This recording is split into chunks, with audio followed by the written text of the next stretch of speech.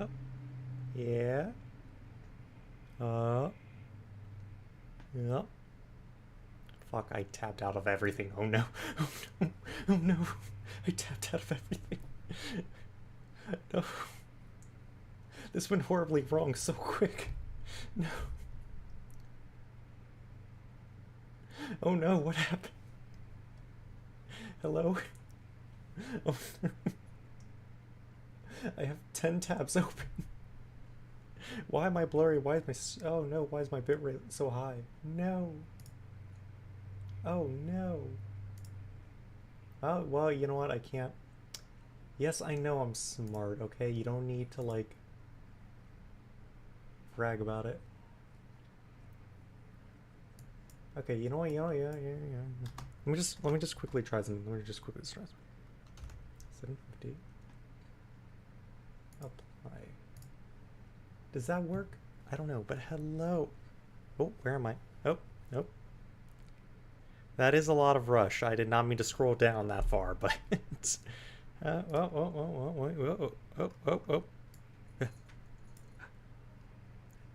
Hello. I see people have appeared before me. Yes, so many decks. This is probably the reason why I didn't want to make this into a regular video, because, you know, there are a lot of decks that would take a lot of time of editing. The first tier list did take a lot of time. Why am I like this? I don't know. Give me a second, just... Oop. So, it is I, BT. So, okay, so, quick thing I just want to note. I found the button to enable Peer Live. I got my 2D model. Either way, I'm going to scrap this next month because I'm making a new model. Yay! Yep, quick BT flip. Just because I want to. Up. Okay, you know, I gotta find a better way to flip me, because I'm like... Hello. Yes, hello everyone. Welcome to this nightmare that is gonna be rating every Rush Duel deck that I could find. If I've missed a Rush Duel deck, you're gonna make me really depressed, because I've scoured every theme I could, and I think I have all the themes. I think I do. I may have skipped a few types, but that's fine. I'm fine. Hello everyone, welcome. Okay, my bitrate still hasn't changed, so I'm probably gonna look like garbage to everyone, which I hate. I really hate. I don't like that. But you know what? We're gonna live with it. Hi. Alright, so yeah, there are quite a few. From what I counted, as far as I can tell, we have over 100. We have 115 decks to rate today. 150 decks. I might have expanded a bit by separating some of the archetypes into sub-archetypes, but that's what I'm gonna do. Even though the majority of these might be also anime and manga exclusive, I'm gonna say screw everyone that says otherwise. This is my video. I'm gonna do what I want. Hello. So yeah, we have everything, as you can see. So, and we're gonna be rating them all, and I'm gonna be partially explaining my rating for everything. And of course, it's gonna be the easiest. Thunder Beetle, an example, is gonna be S tier because. Also, does this rating go with the new 2023 Legend Roll? It does. I'm not gonna apply that yet because technically these legends I'm counting as standalone. If they have their own series of cards, I'm counting them as standalone, since they are technically a series or an archetype in Rush Duel. Yeah. But yeah. First, of course, the main one. Thunder Beetle is, of course, S tier. Why wouldn't it be? That's probably one of the most consistent decks I've ever played. What way am I facing? Why am I facing the wrong way? I'm facing... Okay, give me a second, yeah. Okay, yeah. You know what? Give me a second. Yep. You could tell that it's been a few months since I've last touched this model. Eye tracking mirror. I don't want mirror. That didn't fix anything. Yeah, that didn't fix anything. What the heck? Mirror symmetry. Fine, whatever. Fine. What the?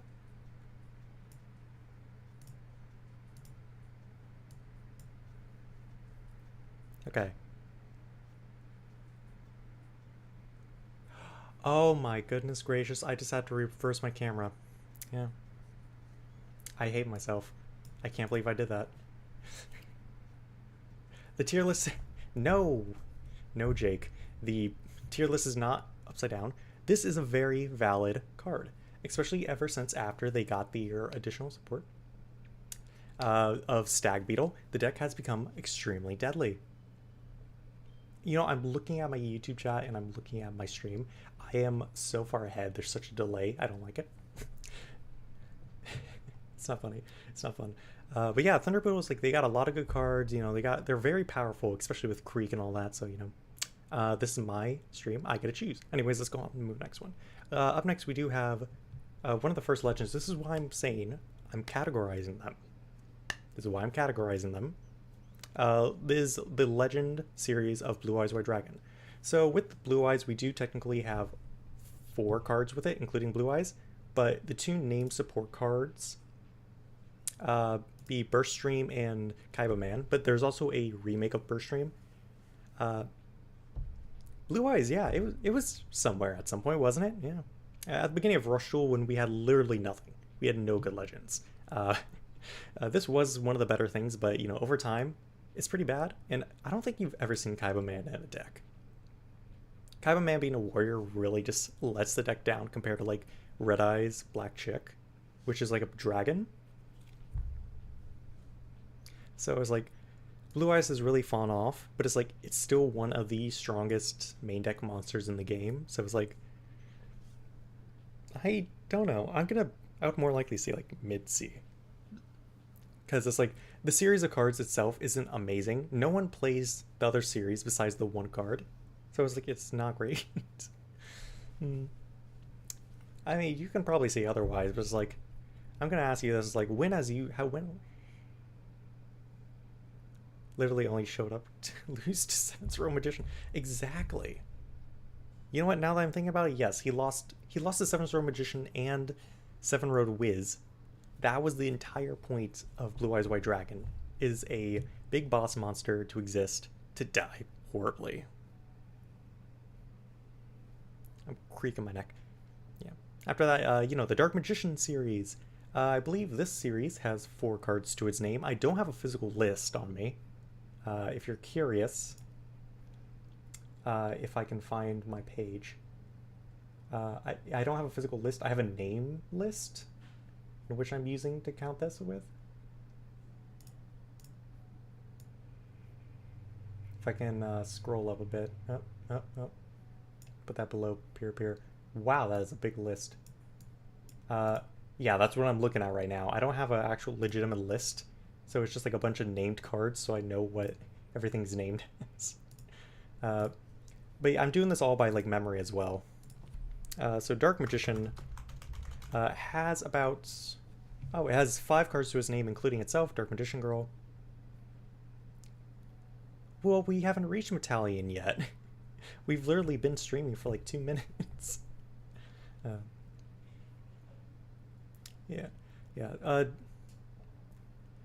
Dark Magic Attack, Dark Resonance, Burst, 1000 Knives, Dark Magician Girl.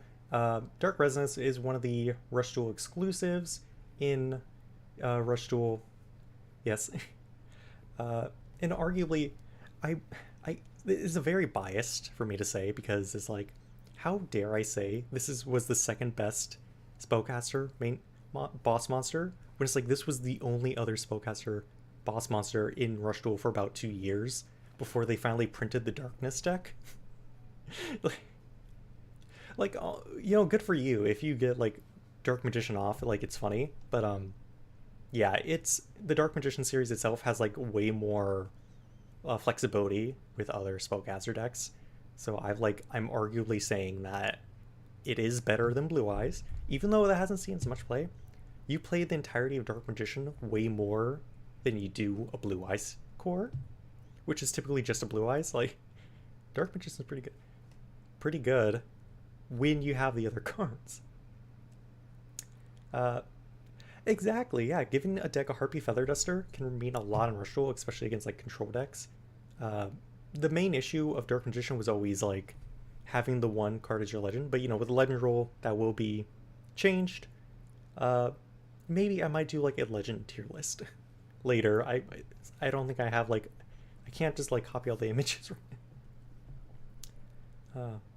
Wow, really? You struggled against Dark Magician deck in the Switch game? The only deck I found like troublesome on there was like Yami Rule. All right, so up next I shouldn't really speed through these. I should probably drag these on as well. There are a lot, but it's like not that much. Red Eyes Black Dragon. So Red Eyes does have. I'm actually considering this now. Red Eyes technically has 4 cards to his name, including itself. Red Eyes Black Cat. If any of you count that, any of you want to count Red Eyes Black Cat as the card? Red Eyes Burn has actually been one of the better cores in the game. Like Infernal Fire Blast, Dragon's Chick, and Red Eyes Black Dragon has to be one of the most played legend packages that I've ever seen. Like this deck, Red Eyes has been like shredding it in competitive as a rogue deck. Secret Order also helps the deck. A level 7 Dark Dragon, which is like you just control the dragon, you deal a bunch of damage. That's amazing. I'm surprised that this is doing so much better. Which is also why I'm gonna probably like give it to A tier because besides actually using its core, compared to Blue Eyes, it's actually used very consistently compared to like Dark Magician, which is more of just a gimmick, which I kind of find sad because it's like they're basically the same thing except like Dark Magician has more cards to use. The Blue Eyes ones too. The Blue Eyes cat card sucks. The Blue Eyes cat card isn't good. Well, let me see. Oh, you know what? I checked. It has 100 more attack, but I'm still gonna say the Blue Eyes card sucks for cats. Yeah, it's just like so. Yeah, Red Eyes has just been like killing it, especially like it still hasn't died down because it's like it is one of the primary burn cards of Ritual, which is pretty sad because that means that we don't have that many good burn decks. Yeah, the Odd Eyes is the only effective one, but arguably, it's not great. Okay, before we get into like cats, I do have cats on this list. We'll get into cats later. So once again, following up, I believe the last of Otis's cards was Summon Skull. Well, that's a lie. His legend cards. Summon Skull, which is basically a series of 5 cards, including, yeah, no worries, we're gonna have like an hour-long rant about cats, I promise you. We have 5 cards, including itself for Summon Skull, which is basically just 2 spells, 2 drops, and Summon Skull itself. It's not great. It's not great. It's really not great as a package. There's no real support to summoning it. It's quite literally just like control the Summon Skull and then you play it. Like we do have other cards to help support it, but it's like Summon Skull is only used for its like body. That's a very strange way of saying it, but its support itself doesn't really make a deck, and rather you want to play the support in like anything else more generic. I rarely ever see people play Summon Skull like Magical Mist. That was always just like to me like a Thunder Beetle card. I've never seen a person actually play it with Summon Skull. But it is technically more generic. So I would probably rate it higher than Summon Skull Executee? No, because we already got our own Summon Skull and Executee.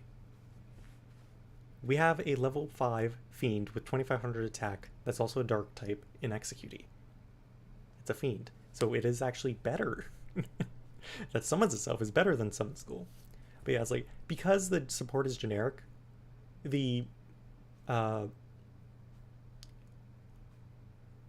You muted me, YouTube. Oh no. Yeah. Yeah, the summon school stuff, that's way too generic. I mean, this is like very generic. So it's arguably better than well, you know what? Now that I'm thinking about that, it might be actually up, like, the Dark Magician stuff isn't generic. At the same time, it's like, it's clearly better than, like, the Blue Eyes cards, which are all basically dead. So it's like, I don't know. I would say, like, it's either ahead or after Dark Magician. I can't really say. You're just desperate for Summon Skull support. We're not getting it. Don't get your hopes up. No. Okay, so this is gonna be the big one, which I actually might have to count because I didn't count before. Besides the 7 original cards, 1, 2, 3, 4, 6. Okay, so this is accounting not for Spellcaster, but the entirety is Seven's Road as this series.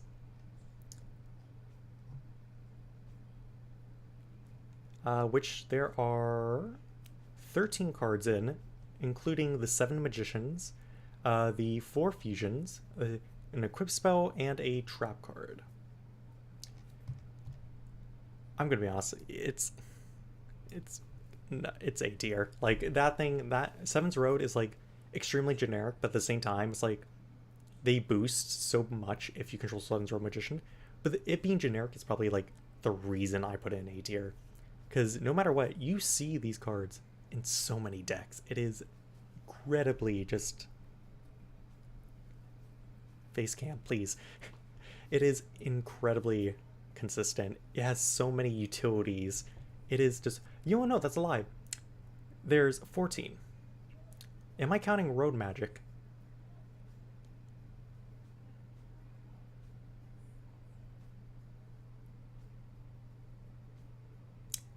You know what? I'm gonna be honest, you make a fair point. I was gonna say Strong Boy 7 roads, but you know, road magic is actually a good part, which should have been on this tier list as a separate series. The road magic themselves, I think there's only like 2 good ones, which is the water one and the dark one. So it's like, and plus you don't really see that much in spellcaster decks, which I'm kind of surprised about, but I do say that road magic doesn't really affect its standing on the tier list, because we're mostly just thinking about like utility and just general ability, but it's not S tier, I would say, because the deck kind of like revolves around Dark Liberation, which is pretty bad sometimes, but yeah, there's not many defensive cards to Seven's Road, so it's like you're really depending on like playing Mirror Force. But arguably, it is probably what stands as like an A tier deck of series of cards. So, you know, that's my argument. I don't have much else of an argument because, you know, I did not think about looking into road magic, which, I'm going to be honest, you're probably right. That would have been a very smart thing to do. That would have been extremely smart to do. Okay, so after that, of course, is going to be the Gias. If you can tell, this is like a low bit picture because I refuse to find a good image of Dragias to replace on my Edo. So the Gias basically consist of an like around, do I even want to count this? Around like 5 cards or so. You know, Illusion Strike, Steel Strike, Multi Strike, Null Strike, Clad Soul, and then of course a bunch of the fusions and such. The deck itself is like, it's very vast in like situational monsters, which is really what made this deck kind of like flourish.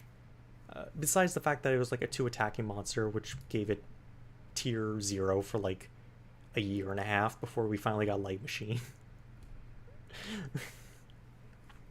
But yeah, it really is powerful, but they don't have much low level support. At the same time, them themselves are extremely powerful when combined with other Gias monsters.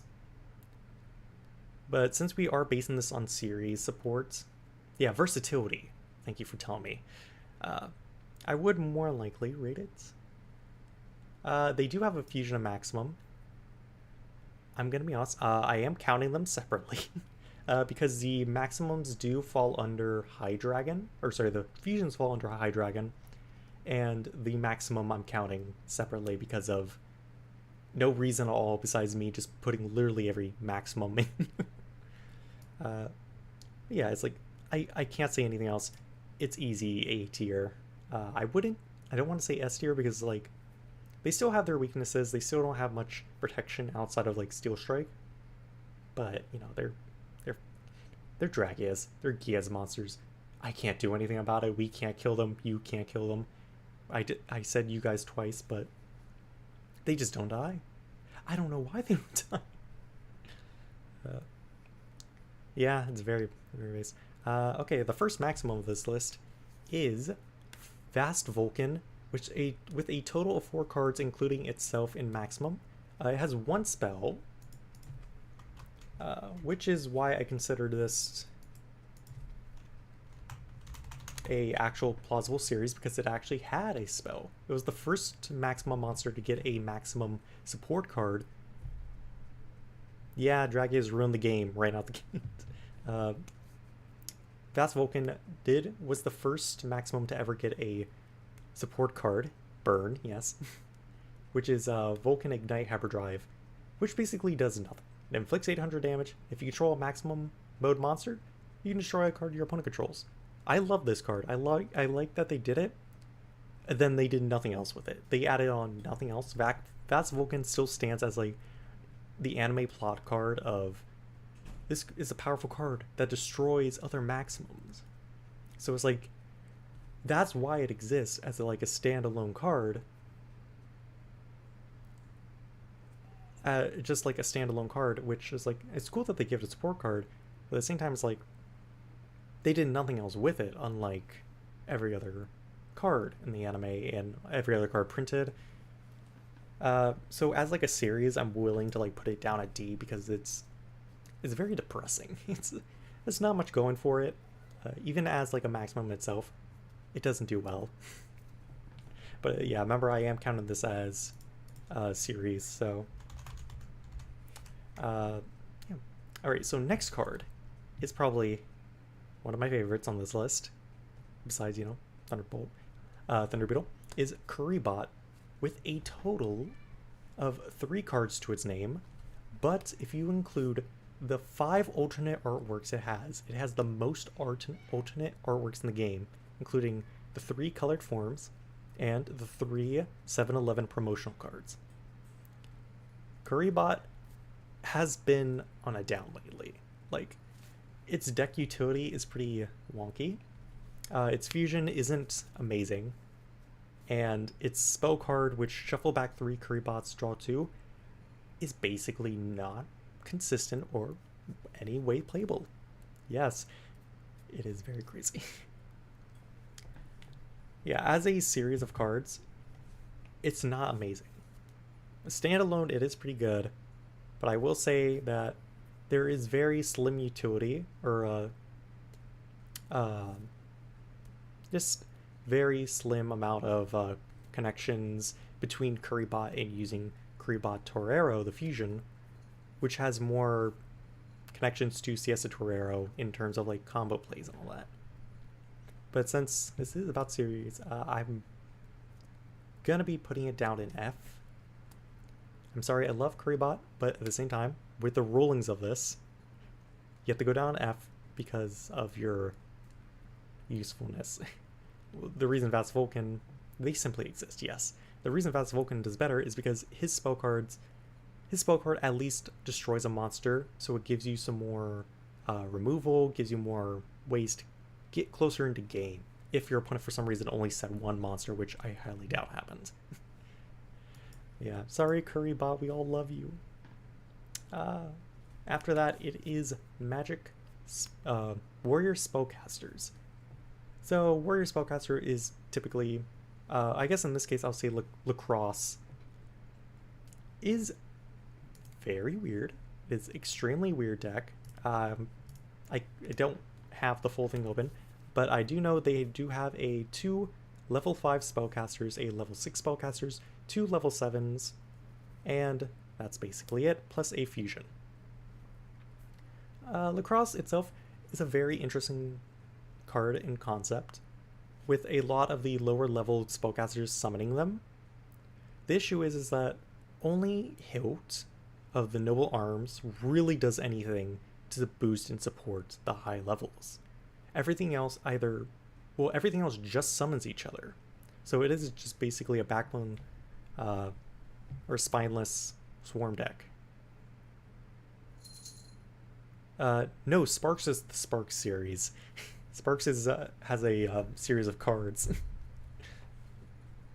Yeah, but in terms of being a playable deck, I'm willing to say that Lacrosse technically has a bit more utility. In the rules of this, I will put it at high B, solely because it's like, as a theme, this rolls so consistently. This actually has a connecting theme. It is heavily consistent to a point. We kind of have a Sparks fusion. We do. There is a Sparks fusion. Once we get to that, I can show you. You know what? No, yeah. Can I actually pull up a slight list here? You know what? Wait. If I just kind of do like...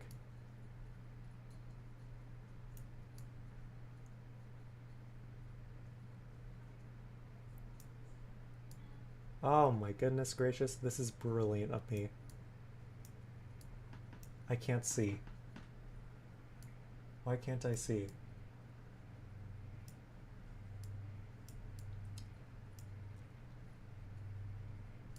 There we go. Look at that, guys. You can see part of the screen. Okay, so. Yay! We can look at stuff together. I probably should have done this from the start. Capitalism newspaper ended up. Okay, have fun, Jake. So. Yeah, Lacrosse is like a heavily consistent deck. Blended. Is a heavily consistent deck, and it is just generally pretty good. Let me see. Oh, so yeah, you have something like Seath and Helt, which is like your primary cards in the deck for, play, which is pretty good, then also for this, I believe it is actually a level 6 warrior, Daybreak Warrior.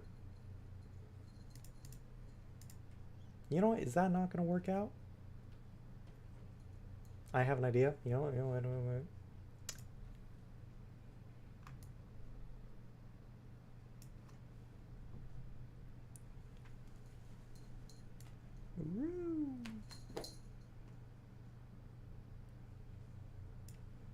There we go. Okay, now you guys can see better. Yeah, Daybreak Warrior is a level 6 Dark Warrior. Yeah. I was slightly wrong on that, but yeah, the deck is just much better than most in terms of theming, because it actually has some level of consistency and actually works well together and makes a proper deck. After that, we do have a fun one, which is Beetle. This is not Thunder Beetle, this is a separate deck of Beetle, which is Diabolic King Beetle, Atlas Command Beetle, Intrude Beetle, and that's it. As far as beetles are concerned, we are technically only missing one beetle, which is the orange beetle. So that is something. Diabolic King Beetle was one of the earlier insect monsters in the game, primarily only existing for the sake of level 1 support. I am so far off the screen. It would not be a BT stream if it was not overly scuffed, would it not be? Yeah, so it is very vague in terms of playability. There's not much connection between the deck, especially without a level 1 for King Beetle to boost. But with 3 cards right now, they do have a little bit of connection, but it is not that great.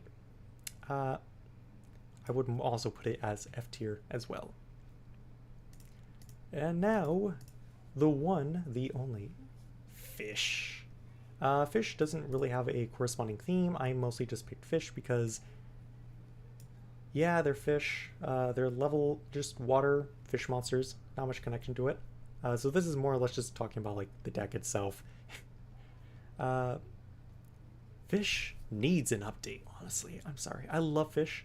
I do love Megalodon. Well, his name was Megalodon until, you know, TCG moment. And Beetle Bestic. True. Battle Shark Megalodon, Hydro Cannon Megalodon. The entire deck swarms around the idea of controlling a level 3 fish, which is Jet Barracuda, Heat Dartfish, and Shinty Mermaid just because. It does its job fine. The issue is it's not that powerful, especially when Hydro Cannon Bluefin requires you to control monsters with 1,000 or less attack points. Heat Dartfish and Mermaid. Well, Mermaid already gets out of it, but once you have Umi on field, Heat Dartfish is dead, so you can only attack directly with Jet Barracuda. It's not really good. But you do have Anchor Moire and Shaman Octopus, so there is a little bit of consistency, especially with Shaman Octopus recycling cards and Anchor Moire getting back cards. So it does have a little bit more connection and coherent play compared to most others. Megalodon, yeah. Actually, his name is Sam now. Is it Same? Semen? I'm just going to call him Sam. This is Sam now. Hi, Sam. But since it does have technically more connection, much more playability, I'm going to put it above Blue Eyes. Yeah. This is a very biased list. I probably should have thought about my connections or my rankings sooner. Oh, give me a second. What do you... There's the upset cat.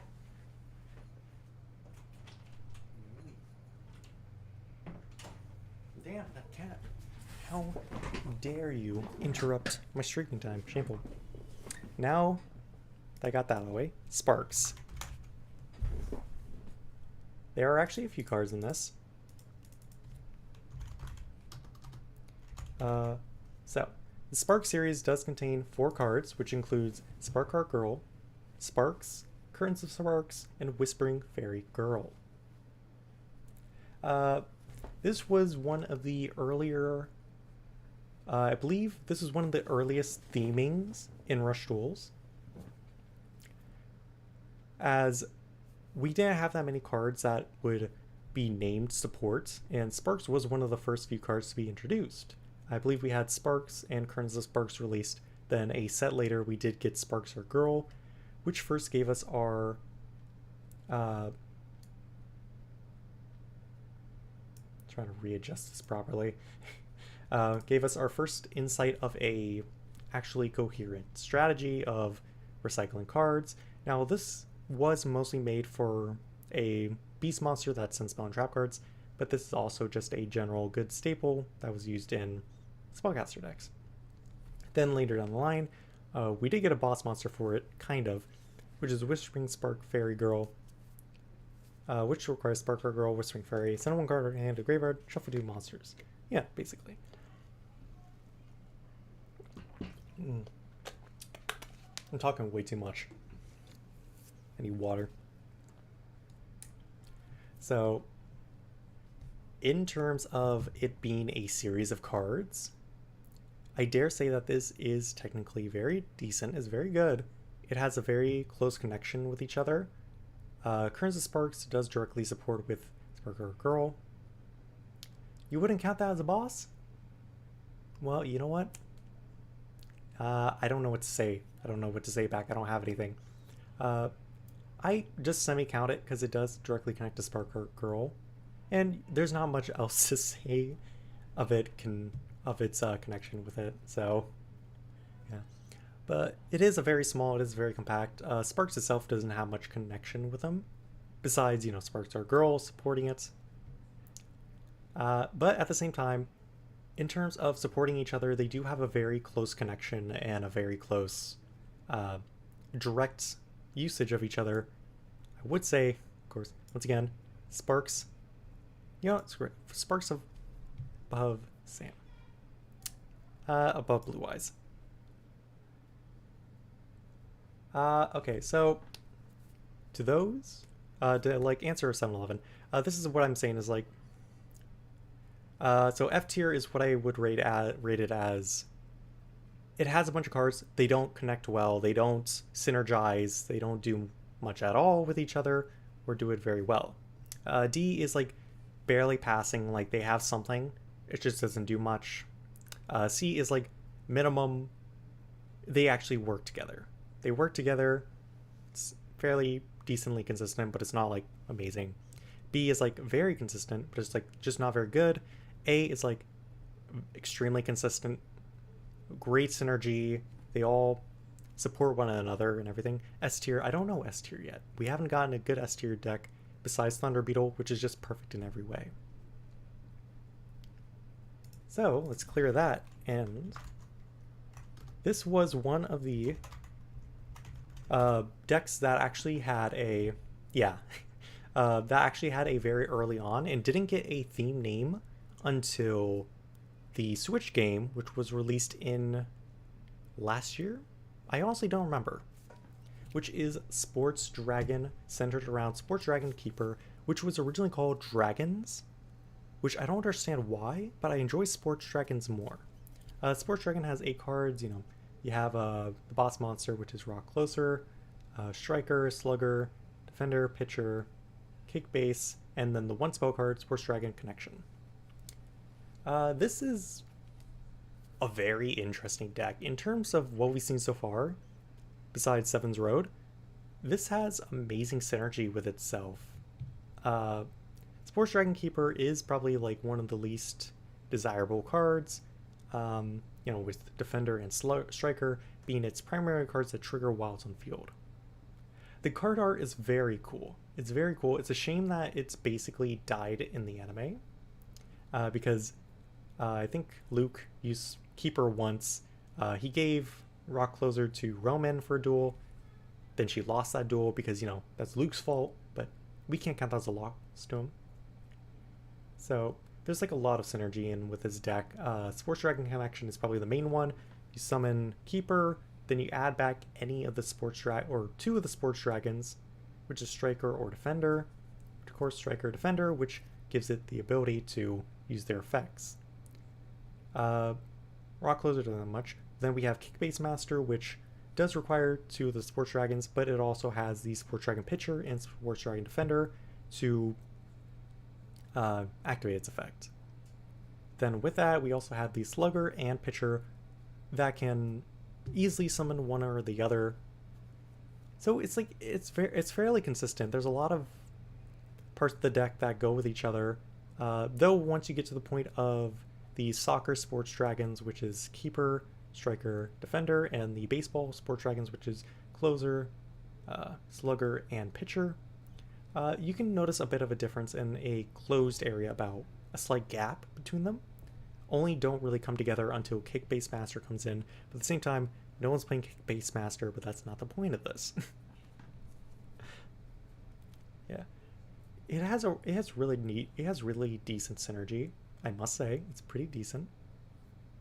But of course, in terms of the rulings of this, I wouldn't place this as S tier or not S. I wouldn't place this as A tier, mostly because of the issue regarding them only focusing on their own names. While Sport Dragon Keeper is pretty good, it does not really support the other half of the deck, but it is still an overly consistent deck. So I probably would put this as B. I'd probably put that above Dark Magician, mostly because Dark Magician does have a few generic cards which make it good, a bunch of cards that really just directly support it and making it a powerful card. The consistency of it is probably the reason why I'm going to put it a little bit lower, though it is still pretty decent. Attribute Birds, or in my case I call Ally of Birds. This is going to be really weird. So, let's see. I can't remember how many cards are in this deck. I think I got all of them. So, of course, in Ally of Birds or Attribute Birds, there are 3 cards: Lightning Vanguard, Darkness Crescent Hawk, and Luminous Parrot. The entire theme in this deck is technically attribute control, but ever since the addition of Darkness Crescent Hawk, it has been anti-light, which is like, it's really amazing me that it really confuses me. Is like, you make this big boss monster around like changing types, you made type change cannon, but then yet you change it immediately to control only light, kill light monsters. So there are of course like a few out of series cards that this does deal with, but those aren't going to be counted. We'll be focused on here. So I will say that there is a level of consistency with this deck, from counting cards that change attribute and then cards that deal with said attributes. But the primary issue is that most of their cost, well, just Lightning Vulgar's cost is a bit much. Luminous Parrot only changing things to light monsters does help Darkness Crescent Hawk, but doesn't really help Vanguard if you have other attributes that you want to change. So it's a little bit iffy. There's not really any much consistency, but the deck is technically there. But I won't say that it's really fluid compared to like most others. I'd probably put this as I want to say a low C or maybe a high D. I don't really know. Would I say is better than Vast Vulcan? Vast Vulcan stuff is decent. It's just not very... not much of a theme compared to this. An open theme, yeah. This is one of another fun little series of cards. If I can pull them up. Dragon. Okay, I gotta actually read this. Blaze Dragon. So a series of 5 cards, which is the Ancient Dragons. A series of cards which I believe were introduced in the Gold series of Ancient Arise Dragon, Ancient Arrive Dragon, Burning Blaze Dragon, Clear Ice Dragon, and Ancient Barrier. I believe that Ancient Arrive Dragon was introduced in the Gold series. These were introduced prior. So basically the entire theme of the series is having Blaze Dragon and Ice Dragon in your graveyard to activate effects of your ace monsters, which is Arise Dragon and Arrive Dragon. And then of course Ancient Barrier is just for 2 monsters of the same type, then these monsters can't be affected by spell and trap cards for the turn. Can't be destroyed by trap cards for the turn. It's a very interesting deck. I have played this before. I believe I did make a profile for this as well. It's a really good deck. There's a lot of good synergy with it, especially with Ancient Arrive Dragon being able to summon each of the pieces. The main issue with the deck is that both the pieces are level 6s. They don't really have that much good of an effect that supports the main deck monsters. But at the same time, the boss monsters of the deck do have really powerful effects if you have them in graveyard. So there isn't much of a consistency to it, but they are a very powerful deck once they're properly set up. Which is kind of what makes this hard to say, because then I can either place this in the C tier or D tier because of how it is. There's not much utility in the deck in terms of how to send things to the graveyard, besides Ancient Arrive Dragon, which can send a card to the graveyard, which can be Blaze or Ice. Ancient Arise Dragon is complete RNG based, since it is just sending the top card of your deck to the grave. It's a really tough call, I must say. But if I have to say, I would put it above Lightning Blocker. I'll put it in C tier. Well, yeah, I'll put it in C tier. Because the deck itself is much simpler than most others, since you purely need monsters to be in the graveyard, which just means that you don't really have to have them in play or anything. And since one of the materials do act as an extender, it does get out your Ancient Arrive Dragon if you need it. It does offer some level of protection and support. Okay, here's our first big one. I feel like the level 6 has a graveyard spin effect, and Phoenix Dragon exists helping them a bit to the degree. That is very much true. That's very much true. But we are more or less concerned about cards themselves. So, okay. So this is going to be our first big series of cards. I say big, it's only 12 cards, so at the same time it's pretty big. Which is Beast Gear World. A card with about 12 cards in it, and primarily just random attributed Beast Warrior cards, which should have been purely Earth. I don't get why they made them random attribute. I'm trying to reposition my microphone now. Everything is scuffed. Oh no. I already lost my track of mind.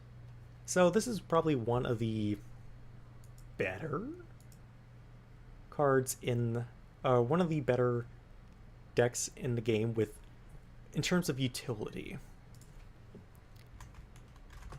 Did I miss a card?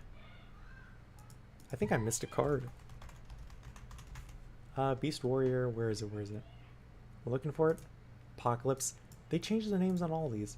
Okay, there's 13 cards to it. This deck has arguably one of the stronger utilities in the game, if I must say, but the monsters themselves are not amazing. The deck itself can function fairly well purely. The issue is just the main deck monsters themselves not being amazing.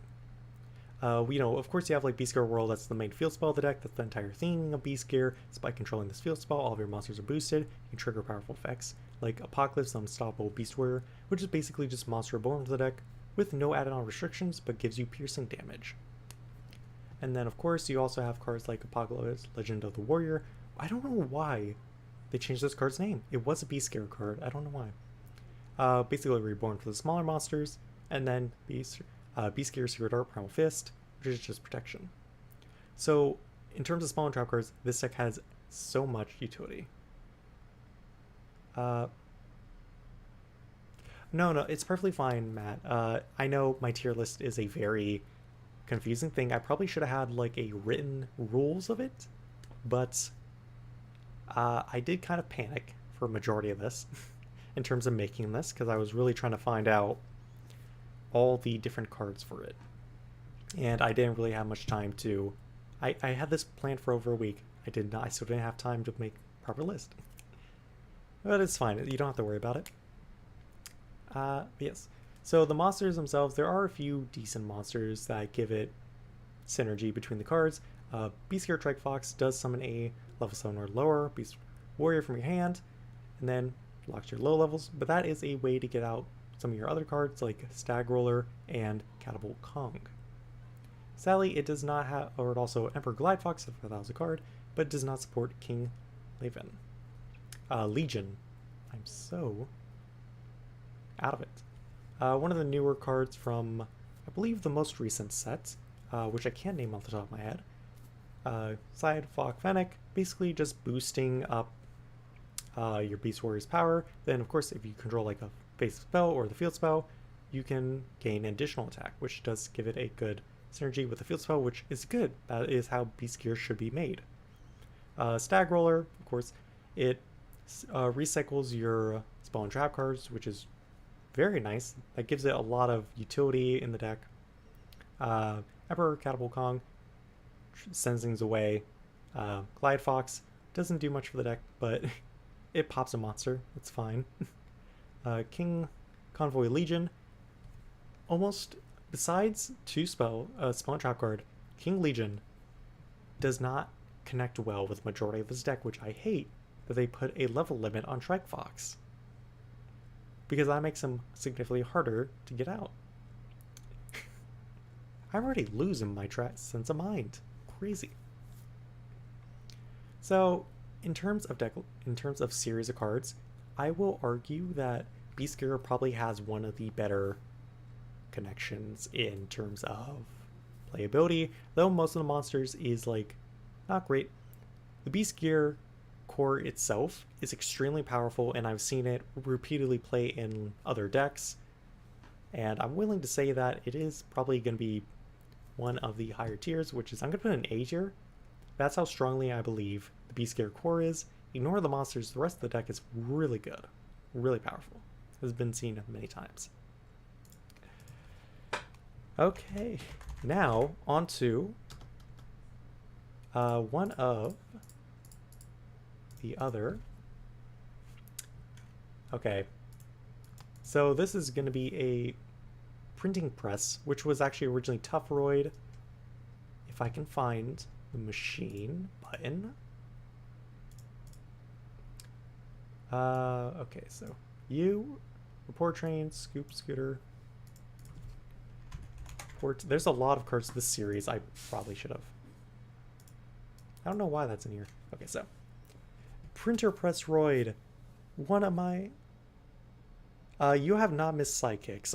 You have not missed much. We have literally just tapped the beginning of this. We're just getting started.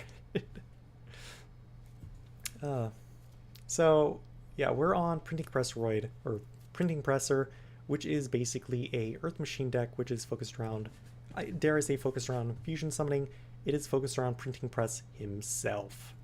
I will say that this is probably still one of my more favored fusion decks in the format, probably one of the most consistent ones. And this deck is flooded with consistently. And I just realized I did not put in Tile Burn, which was technically one of their cards. Yeah. So Printing Press is basically an entire deck about just throwing down Printing Presser, and it is doing it extremely consistently. You have Printing Presser itself, which doesn't support the deck, but it does have a lot of support cards, like Reporter Raccoon, which summons Printing Press from the grave and adds Scoop, Scooter, and Soul the Reporter, which is Scoop Scooter and Soul the Reporter, back to your hand, which is for your fusion monster, which is another way to get out on the field in order to activate Reprinter, which allows you to summon another Printing Presser from your graveyard to your field. There's also another monster in the deck, which is Report Train, which is supported through Breaking News, which is basically just Earth Machine dies, summon 2 Report Train, and then reporting from the scene. The trap cards themselves don't really support Printing Presser too much, but they do technically support machines and count for the swarm mechanic. There's also Tile Burn. That I'm going to be honest, there's not much correlation between that and the deck. But it looks at the deck, yeah. That's about it. But in terms of like a core, this is an extremely solid deck. This is a very consistent deck, a very consistent series of cards, which is like, it has a lot of connection, it has a lot of setup, a lot of synergy. It's incredibly consistent. All you have to do is consistently recycle Reporter, and then you can easily get out Lightspeed. I just remembered.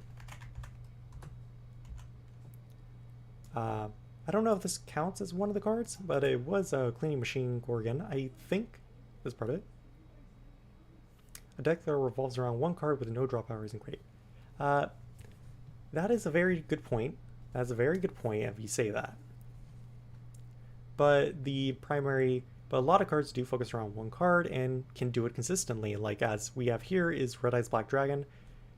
It is technically a 1-card legend, which is like you would have it as like a very niche sort of pick, but even though people still play its support cards, and it is seen a lot of play and is extremely consistent. So it's more about just how strong this is as a series of cards and connecting to one another and just generally being strong. So which is why I'm saying Printer Press is probably one of the higher rated cards, I would personally say, solely because of how many cards support it, how many of these cards can summon one another, how many of them can just purely just gain advantage and make the same play repeatedly, consistently, which is actually a pretty decent play, which is, summoning out Lightspeed, Worship. So in terms of like these decks, once again, I'll probably put it ahead of, in the high B tier, Lacrosse and all that. I would put it in S tier, but it is mostly concerned about Breaking News and Report Train technically doing their own thing, while the rest of the deck does support Scooter and Printing Presser. So, a slight gap in the connection of the build. Here's another big series of card, which is Noodles. So Noodles is a Fire Pyro type deck. There's not many Noodles, but I just clicked my tongue. I hate when I do that. But it does have a lot of powerful spell cards. The monsters themselves offer a lot of consistency and recyclability in their cards. It's probably it burns through my deck. I think I've decked myself out in this deck every single game I've played. With Noodle Art of Sorcery, basically discard as many cards in your hand up to the number of normals in your grave, draw the same number of cards. If you have control of Vanilla, draw an extra card. Extra Spice the Noodle Ninja, just send a Pyro Normal to the grave, draw a card, and deal 1,000. And then, of course, Meat and Spice Noodle. Basically deal 1,000, draw a card, then set one of 2 cards, which is Sorcery and Savory, which is Savory and Sorcery. Then there is also Spicier and Roaster, which doesn't have any name support specifically. You have Spice the New Lead Ninja, which is basically just supports all of your ninjas by making them much stronger by giving them more attack, which is very good for this deck because you want more normals in the grave. You have Miso, which is basically recycling, so you don't make sure you don't deck out, gives you piercing. It's attack gain, it's with Spicy Noodle, though it doesn't have much correlation connection. Then you have the ninjas, level 3, level 4, level 7, of course.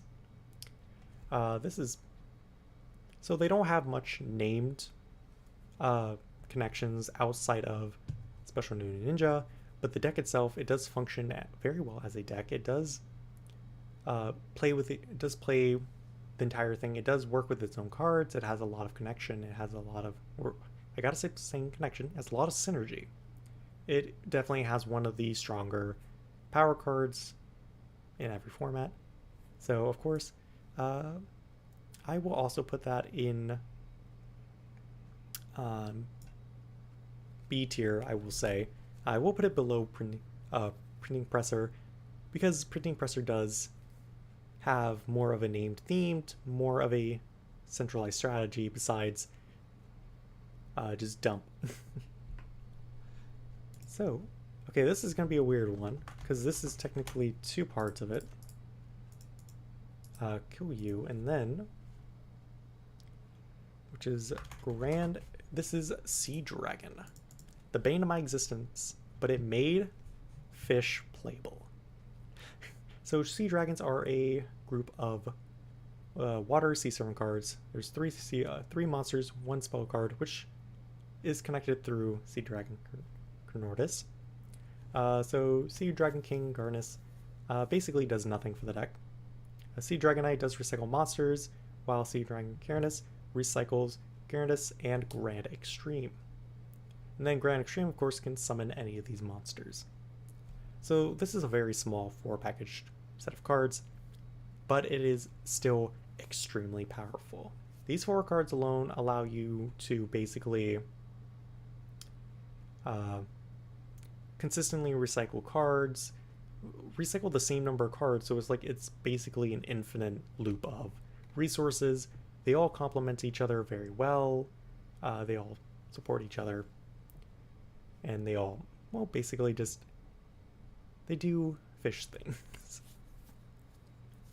Though granted, Sea Dragon Gyarados not having much of an effect that supports everyone else, it still centralizes around the theme of just basically dumping down the sea serpents, recycling everything, and then rinse repeat until your opponent pretty much surrenders. Your opponent's not going to die, they're going to surrender, honestly. There's not much saying it. So, but I will put this, this is actually very tricky, because I definitely am going to put it above Dark Magician and Summon Skull. The issue is, like, its connection as a deck compared to, like, everything else. Like, you have the Sports Dragons, which is, like, all gas with everything. You have the Lacrosse series with Spellcaster Warriors, which is, once again, just, like, everything can summon each other. Everything is just extremely go, consistent. The Noodles, which is just a lot more name support, all that. So it is a little bit more difficult of a name. But I will say that at least middle of B is probably around the, give it like a central idea of like what we're looking for in a deck. Umi. Did I have an idea of when I placed Umi? There were a few cards that stated Umi. I'm looking. Okay, I'll count that. So there are technically a few cards to Umi, which is like, this is probably an exaggeration, because like Umi is a very generic thing. It really is. But of course we have cards like Headbutt, Kenneth, Commander. I'm gonna be honest, I'm not gonna say these names. This Dolphin, Siege Star Super, this other Dolphin, Aqua Boost, Big Umi, Dolphin Counter, and Raging Waves. So I will be outright and say there's not much way to like burn through the deck quickly in order to get to Umi, which I know is technically a problem with most of these. But when the cards themselves require you to have this on field, it is kind of like a major point of being a little bit iffy. But it is still a very solid collection of cards, especially with Mini Dolphin. Basically just pitching Umi or Big Umi, drawing a card, dig deeper, whatever. Aqua Booster. Why do you control it? A fish gets bigger. Yeah. I thought that would have said sea serpents. That just says fish. You know what? Let me just take that out. Yeah. So basically it's just like if you control them, it's win more for the monsters. I'm gonna be honest, I read the wrong card. I was looking for this one when I was saying pitch. Then of course we have stuff like Dolphin Counter and Raging Waves. They're good. It's a good series of cards. One of them activates if you control Umi. The other one activates if you can just shuffle an Umi back into the deck. So it gives you a continuous thing of source of resources as long as you have the trap cards. Once you run out the traps, the resources end. So there's not much recyclability, there's not much connection between them. But in terms of a series of cards, this is much better than most others. So we would probably put that above Fish in C tier. I didn't get much reasoning for that. I'm trying my best. Oh no. I tabbed out. How do I always tab out? And I'm tapped back in. Wonderful. Lovely. So, Steel Tag, Light Machine. That's not a theme. Why is that included? Yeah. I'm gonna be honest, I don't remember why I added this. I gotta put this at the bottom of the list for now because I genuinely don't know. Okay. Constructor. If I can remember the naming schemes of this, I can. Alright, this is gonna be a very big theme. Wow, look at that. 20 cards. It's probably mostly alternate artworks, isn't it? It is 2 alternate artworks. Okay, so Peak Listopia. Yeah. So here we have the Constructor series of cards. A card. Series of cards introduced in, I believe, Maximum Destruction. I'm assuming. I can't remember off the top of my head. Which is basically an archetype of worm monsters which revolve around the idea of just recycling, remaking big old boss monsters for little cost and recycling field spells, along with a bit of a control strategy. So there's of course a lot of cards to this series. The primary use of the series is Constructor, Gantry Dragon, Build Dragon, and then Draco Crush. So of course, the effects, Gantry, Summon Build, Build, Summon Draco Crush. That's basically the general idea of it. And then you have some of the other cards, while you control Field Spell or when they're normal summoned, Excavate, or just look at the top card, then yeah. So there is a level of synergy between these cards. Of course, as I said, the 4 main cards, which can also be included with all the normal monsters. You have a card like, I have to see them, Constructor Engineer, which is peek at the top card, which allows you to get a better chance of a good top deck that you want, which is from Constructor Brawler or Peakick Fairy. So, that has a lot more synergy, though this is the only card I believe in the deck. In the deck, I believe, that excavates, so. But it is still a good connection between it. Then, of course, you have some of the other cards, which is just make them bigger. While you control Field Spell, it does stuff. it doesn't have much connection to the deck. But then, of course, you have the trap cards, which is like really good, which have some level of synergy with it. They're a bit more generic, so it's a lot more open comparably to most other decks. So, you know, like most other themings that we discussed today have been more name-based, more restricted than some others. But this is a little bit more open compared to everything else. Then one of the newer ones that were introduced during the Fusion era, Build Dragon. It doesn't have much of a synergy besides sending a card from your field spell zone to the grave, considering that you want to have them in the field zone. But then we do also have Constructor Ridgeworm, which is basically just, it adds back field spells, which is basically what you want. And then, of course, you have the field spells, Peaks, Snow, and Vegetation. Snow is probably what you're going to be playing, honestly, but I'm gonna say this has a lot of connection, a lot of viability in terms of just being its own, in terms of being its own series. It works very well on its own, and I've seen this function on its own a lot. It has, in terms of like playing something purely pure, wonderful, this does phenomenally. It is very lovely. It is extremely consistent. It is overly consistent in some arguments. It can also hold its own, which is more than I can say to Seven's Road playing purely. So, with that, I'm going to probably put it in A tier, which I would put above Seven's Road, and the reason for that is it has more diverse playstyles. It can easily adapt, and it can overcome a lot more situations. Though Seven's Road is really powerful for its utility effects, they all somewhat flop over comparably in most scenarios. No, newspaper is good. It's just it has a lot more restrictions than most others. I do love printing press. I really do, especially. But after the name change, it hurt me.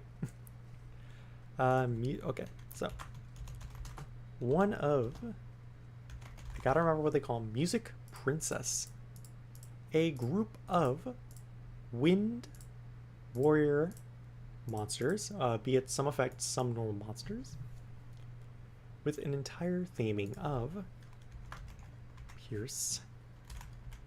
I have to find the spell. This is what happens when you don't get anything right. Music Fiend. Alright, so is a deck of Wind Warrior monsters, be it effect and non-effect monsters. The entire theme of this deck is to get as many as you can in the grave, then activate straight piercing. And then there's a few additional effects for extenders and level 6s that support the Music Fiends. I believe I have Music Fiends somewhere in this deck, somewhere in this listing, as a separate series of cards. Do I know where? No, I can't see. There's a lot of cards in this in my way.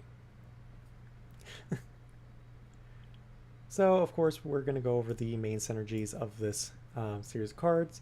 The Music Fiends alone, they don't do much for the deck, but they are, that's kind of the thing with boss monsters. With a new Battle Ballad, weirdly enough, it's kind of different.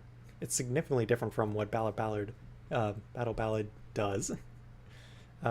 Because what these guys focus on is more battle phase focus, just get larger and deal a lot of damage in a single breath, in a single strike. Which is why Ensemble protects the deck, the monsters from traps, and why Dingsu gains a lot of attack. With that, of course, you have some of the other monsters, which is Trophonium, which is basically just gives a monster more attack to increase the number of damage you can do in a single blow. Then you also have Nunchuck, which reduces the monster attack, once again, lowering Hornway, adding in extenders and all that. It's pretty simple. This is probably one of the few painful cards. This deck does have three anime exclusives, Two of them are fusions, which is what I'm very sad about that don't exist yet. Music Princess Prelude, special summoning a wind attribute monster from your hand or from your hand face up, which allows you to special summon your ensembles, so your music fiends or your princesses, which give it a lot more ways of not breaking yourself. If you open a lot of high levels, you can drop a prelude, then you can easily unbreak your hand. Princess Breath, basically a reborn, a warrior from the grave. Princess Twin Squall, basically just battle position control, which allows you to choose piercing or to choose battle damage with Nunchuck Princess. Straight Pierce, which was one breath shot, which that completely ruins the theming, I'm gonna be honest. I need a lot of water. I'm not dehydrated yet. Yeah, it was like one breath piercing. Very sad. I hate TCG naming. But that is what the central of the deck is. Just getting a bunch of them in grave, shuffle back 5, they gain attack, they do piercing. Solo performance, not much correlation with the deck. Very appreciative though. Music Princess Secret Arts. Basically just a level of defense if you for some reason don't kill. So ignore the trap cards. There's a lot of connection, a lot of correlation, synergy with the deck, which has a lot of, just is very good. And if you've been around for Rush Duel, and if you've been around for the one breath format, you can tell the level of consistency with this deck, especially when, besides the boss monsters, when all the low level monsters from level 6 to level 1 or level 3 were played, the deck was still extremely consistent and just it has a very good connection. Just, it works very well as a deck comparably to most others. Though arguably there are a few issues here that the music fiends are a little bit more left out, since only one card really summons them, the rest of them just vaguely support them. But it is still a very good deck, as a very strong connected deck. But it is still a little bit over the place. So I would argue it's saying that it's probably more or less Seer, that it is consistent, it's just the theming of it doesn't really fit well with the full-blown monsters. And to answer your not really answer, just to comment on what you say, Jake, they are both music-based and wind. Do we know why that's the case? No. Is that going to be an issue? Hopefully not. But now that I'm looking at this, I probably could have played this in the deck. I don't know why I'm not playing it. Oh, because it summons if you summon a warrior, you can add fusion. Yeah. That's probably why I haven't played it. Or I have not. Well, you know what? That's a lie. You know, you got me thinking of that. I'm going to keep that tabbed. I'm going to play it later. There's Ensemble. I was looking right at it. I hate myself. How did I not do that? Okay. So, another Earth Machine deck, which we will quickly grab the cards for. Earth Machine is Drilling Mandrill, all that jazz. Earth. Do I remember all the cards of this deck? No. Am I gonna do my best in thinking of them? Yes, because I memorized all these decks as best as I can. To a point. I didn't do very well at memorizing them, but so this is the Drill deck, or the Digging deck, which is primarily a deck of Earth Machine monsters, which primarily just abuse defense position monsters. There is a level of synergy between them. First off, your normal monsters, Bowl Breaker, Crusher, all that. Show Boring Kong, pop face down, Drilling Mandrill, change a monster face up. So there is a level of contradictory between these two boss monsters, since Drilling Mandrill, pretty good. Though, what I say that there is a contradictory is that since it is flipped in a face up, it really affects Shield Boring Kong's effect of popping face down. Though if you do flip a monster face up, while also another monster chooses to pop that's face down, you can't do a lot of damage, which technically does give it a level of synergy. Heavy Cavalry Tactics, send a face up Earth Grave, normal monster, which is these two. Summon an Earth Machine, of course simple. And then Heavy Cavalry Starter has realistically no use in this deck. It does not do much. You rarely ever want to summon anything in defense mode, and when you do, I don't know why you're summoning in defense mode. Realistically, there's nothing in this deck that does summons in defense mode, granted besides Heavy Cavalry Tactics. But yes, realistically, there's only very little synergy here, but it is still a semi, dare I say, like a semi-packed listing of stuff. But since it is partially contradictory, I will have to rate it a little bit lower. But since it does have a theming, I will put it above Blue Eyes, since it is a little bit more open-minded with its effects. It does have a bit more powerful support card.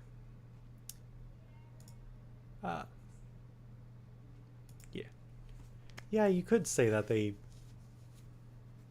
Battle Ballad. Some of them are bards. That is technically the theme of Battle Ballad. Some of them are bards, so you know they are most musicians. What does this say? Okay, next one is a fun one. It is a Magmar. I can't look up a specific name for this because some of them are not. Actually, wait. Oh, wait, I can. Okay, wonderful. I'm just dumb. Lovely. So this is Magmassage cards, or just Magma, which is a deck of Earth and Fire Pyro monsters, consisting of the two boss monsters, which is Magmassage, Magmax, and then a few of the other cards. Drilling Mandrill plus Daniel Shield Kong Cooler Daniel. Yeah, true. They power crept it in his own deck. It's painful. What was I saying? Yes. So, I'm gonna be outright. There's not much synergy outside of like Earth Plate Explosion. You do have Magma Bear that can get back Volcano to be able to tribute summon. And then you also have Hurl Magma Bear, but it only gains you life points. I'm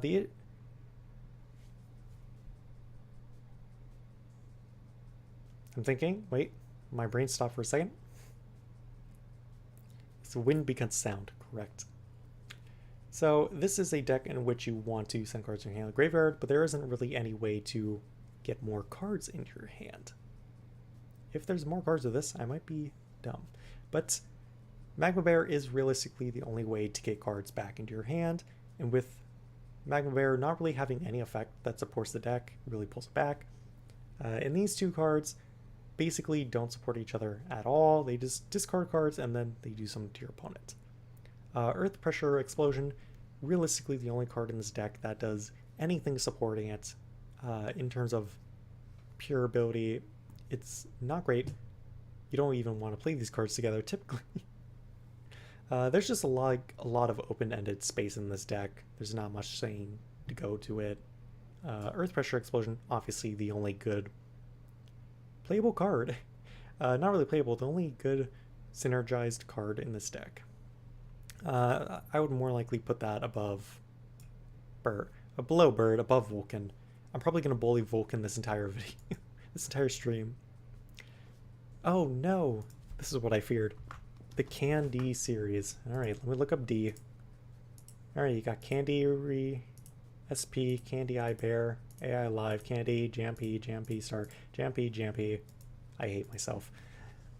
So this is probably one of the most disgusting low-level normal monsters in the game. You hate it? It's level 1 with 100 attack, 100 defense. It does absolutely nothing, but you hate it. You'll learn to hate this.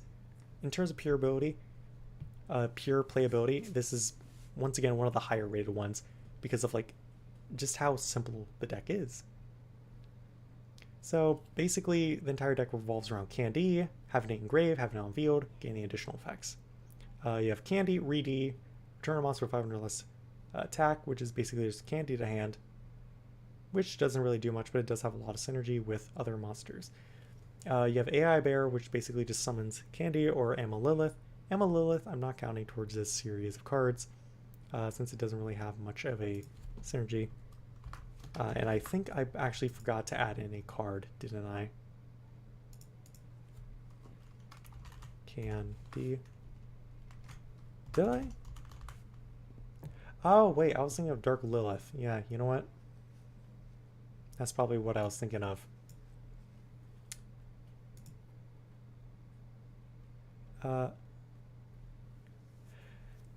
Yeah, the psychic.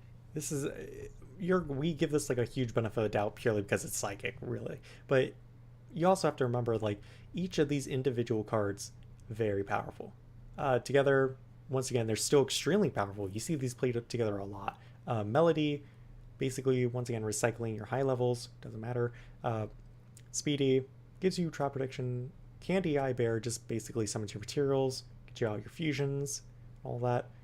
This is where the deck really shines in the spell cards. GMP up. Send a Psychic the Grave. Summon a level 7 or higher Psychic in your hand. If it's Candy, gain 15. GMP start. Place 2 Psychics in the bottom of the deck. Add a Psychic Normal monster. Add a Candy, gain 1,000. Place level 2. Place some face of monster your opponent controls. Then Candy, do another thing. GMP check. I hate this card. It's MST. You get a peek at 2 spawn trap cards. If you control Candy, sure, fine. So I'm going to say this card, it should have been if you control Candy, you can look at 2 cards instead. It should have been look at one face up, face down card, and if you want to pop it, pop it. Then the additional effect should have been look at 2 cards. That's what I'm going to say. Then Candy Light has the effect just to resummon any of your Ds. Candy All doesn't really do much. It is summonable by AI Candy Bear, thanks to him.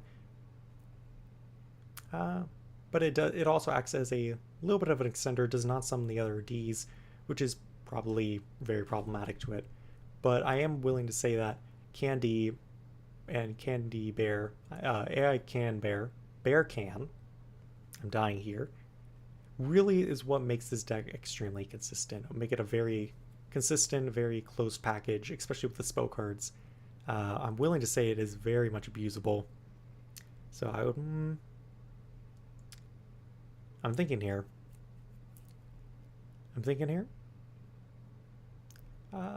Yeah, I'm going to put in B tier, mostly because I'm saying it's like greedy. Since it can't really recycle Candy Beer, thankfully, it doesn't get a lot more can't get a lot more advantage by just using the effect again, repeatedly tripping Candy.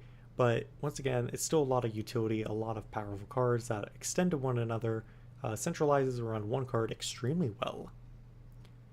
So I'm willing to say it is probably rated a higher on the B listing. Here's my favorite series. We have the beans. We have Baked Bean Soldier, Baked Bean Soldier, Baked Bean Soldier, Bean Soul Jersey. Where do I put this? S tier, easy. Moving on. Okay. Oh no, another large theme I have to go over. Royal Rebel. Okay, this is gonna take a second. That's gold rare. I don't want a gold rare. Okay, this is going to be a very awkward one. So, Royal Rebels. Where do I even start? This was actually introduced really early on the third set, in the Roa, Roman, and Gakuto pack, back when it was called Gakuto, not Gavin. It is not Gavin, it is Gakuto. Which was originally a theming of heavy metal plus a handful of level 6 to 5 monsters. So that was originally the synergized strategy before later on in Rush Duel it was evolved into a deck that would play like Death Doom Metal, which revolved around summoning out a large number of high level monsters, then tributing them, completely cutting out the level 5s. So we do have a few good cards, just like Royal Rebel Echo, basically reborn a card. Royal Rebel Live Arena, which is basically just trap protection, and then command, which does synergize with Phaser. And then of course you have Break, which synergizes with Wave, and every single monster you have on field is good tribute fodder to trigger the effects of your high level Royal Rebels. So this is going to be a very, very, very awkward one to rank, I would say, because it is an extremely consistent deck, especially played pure. It is a very consistent deck. It has a lot of good synergy. My primary issue with the deck is that how the strategy for Doom Metal completely fades out of the level 5s, making them less than desirable. You don't even play Rocker as much anymore ever since the addition of Echo, giving you just a Reborn plus a Reborn of a level 7 plus the addition of any Fiend from your graveyard to your hand. That really cuts out the level 5s. Besides Invasion and Heavy Metal, Hard Rock, and Doom Metal don't have much synergy with the rest of these cards. Shout technically doesn't really have any synergy at all. That was strictly to just, I'm going to make you draw Seven's Road. I'm going to make you draw Seven's Road Magician. And then you're going to get disqualified, which is just like, okay, cool. So this is like a very hard one to rate. Because, once again, it's a very good deck.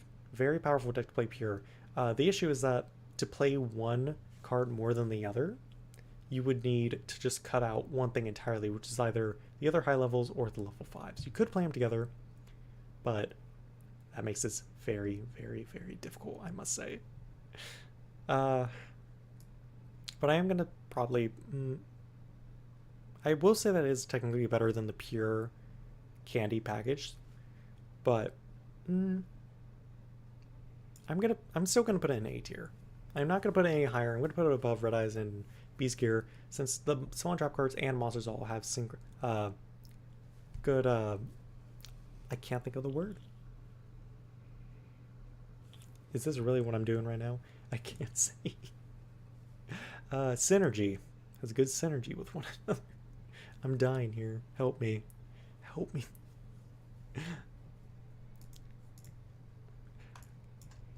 Help me. Help me. I'm going insane. All these cards.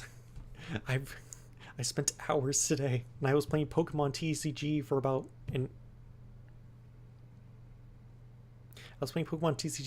hour and a half. I don't know where I am. I'm going insane. Hello. Hi. I'm T. Where am I? Oh god, where am I? Where am I? Oh, over here. I'm on the tier list. Okay. Okay, there. I got that on my system. So yeah, that's where I'm placed. I'm only partially going insane, guys. You don't need to tell me that. Okay. Yes. Oh gosh. Yeah, I probably should really say this. We're talking about the archetypes themselves. Yeah.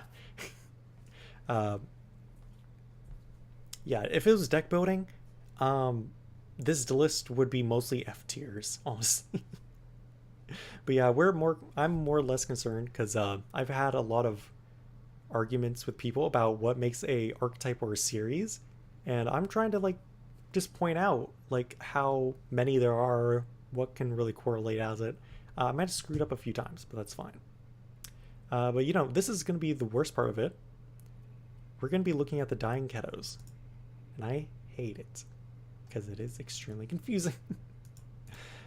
Okay, so first up on the Dine Ketos, we do have Night City Dine Keto, which... Okay, were these all... Okay, which is light aqua monsters, which will make this much easier to separate. There's actually a lot of these. Like, this is probably one of the most supported Dine Keto themes that we have out there. Party, triple, moisturize. I don't know if moisturize counts. I'm not gonna... I'm gonna count it, yeah. Yeah, I'm not even gonna think about that. This, I don't know what this counts as. So, because this is more just Mimi in general, but I don't know if this counts as like any of them, so I'm not gonna count it. Bubble Shock, that was actually played in the kitchen form version, but this is about the bubble life. Party, jewelry. Master Cure is not part of it. Okay, then that's City. So here we are, 17 cards in this series. All light aquas or cards that support it. So the point of Dine Keto Bubble Era is an entire deck purely around life gain. Absolutely nothing else in this deck does anything besides life gain. That's actually a lie. High Heal Priestess does give a monster attack. Phone Nyan Nyan does get a monster back, and then Carrier is not as CC words anymore. Does get back a light monster. So this is actually a very tough deck to say, because with the Spawn Trap cards there is a level of synergy. The monster synergy is strictly between like Nyan and High Priest and Carrier, and them all being lights for Shining Night City, which only one card supports.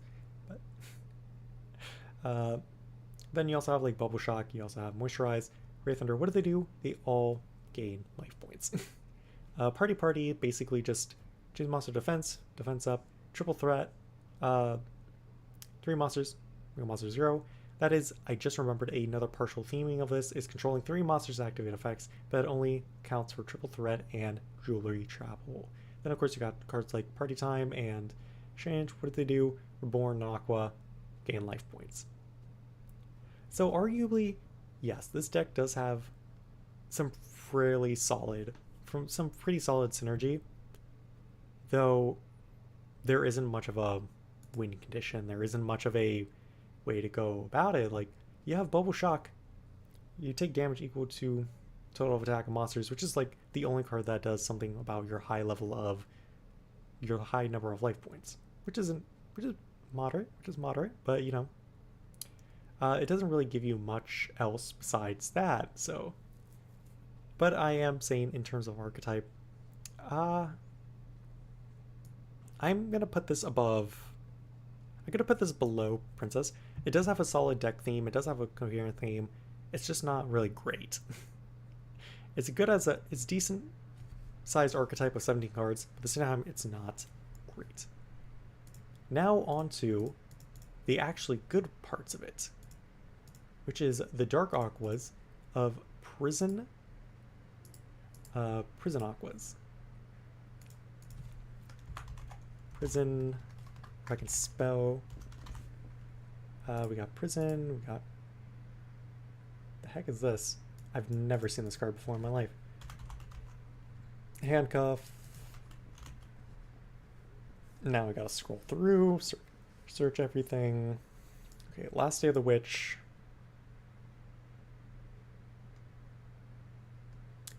I already included that. Payment. Okay, so with a deck of 8 cards, we have the Dine Keto Prison series. I might have missed one, I don't know. Which contains these 3 monsters: Dine Keto, Security Master, Last Day. The field spell of this series is Prison Go IROC, Pretty Witch, All for Naught, and Handcuffs. So this is a significantly smaller series by so much. This is like almost 10 cards less, but it does have a lot more powerful effects, greatly more powerful effects, though not much synergy, sadly. So Dine Keto Security Master is the only hand control card in this deck. Not really anything that supports Dark Aqua specifically, though you do have a few cards that activate if you control a level 8 or higher Aqua, which is really important, which is very good. It protects your monster, it gives you offensive. Prison Go Island, mostly a theme card just to screw with Roa and his fiends, which is why, like, I believe he probably gave up his deck of like level 5s. You also have a Pretty Witch Imprisonment. Once again, white control, Dine Keto Security Master, and then Handcuffs, which is like, it's part of the theme. It's just it doesn't really specifically state Aqua, which is kind of annoying. So this is like purely control deck. I would like to rank this above the other deck, but sadly, since it is such a small theme with very little to no synergy besides control cards, I might have to rate it lower, but I will put it above. I won't put it in the D category, but I will put it above. I'll put it below Sparks, but above Mandrill, the drill cards, because it still is a very decent deck. It does have a general theme in mind of take control of the situation, control the level 8 Aqua, do all this other stuff, and it does that theme well. It does it well. It does it fine. It does it well. Also fairly generic to a most part. Oh, here's the fun one. Here we have Kitchen Dine Keto, the Cook Master, which is extremely confusing. But there is a lot of cards. That is not the correct one. They remade some of these cards, and they're the same fucking monsters, and I hate it. Which is like, why even bother remaking them? Like, there's no point. I believe, I don't know if, actually, I don't know if that's part of it. So, Aqua. Bear with me. There's a lot to this deck. A lot to this series. I don't recall much else in terms of the series. Mother Storm might have been a part of it, but for now, I'll just say this. So the Dine Keto Kitchen Master is a very, once again, lackluster. That's expected of Dine Keto, besides Prison Master. So Kitchen Master is basically just send a card in the grave. You know, you mill cards, you gain a little bit of attack, or you gain some life, and then you gain some attack. There's not relatively any synergy in this. It is probably the worst in the series because like it was such an offset duel. The episode it was featured in was so much of a meme that it just wasn't great. So I'm probably also going to put this in the F tier category. As an archetype, this is depressing. This is no good. This is sad. It's nothing. It's really nothing. Then finally, for the last Dine Keto, hopefully. That's a lie. I already saw we're getting a new Dine Keto. God damn it. For the right now, the last Dine Keto series we have, which is like comes straight from like so many packs of battle packs. Dine Keto, the Cure Master. But in terms of this, it is the Bubble Kingdom series. Oh, no, I did not mean to look up monsters. I meant to look up Aqua. Alright, let's pull them.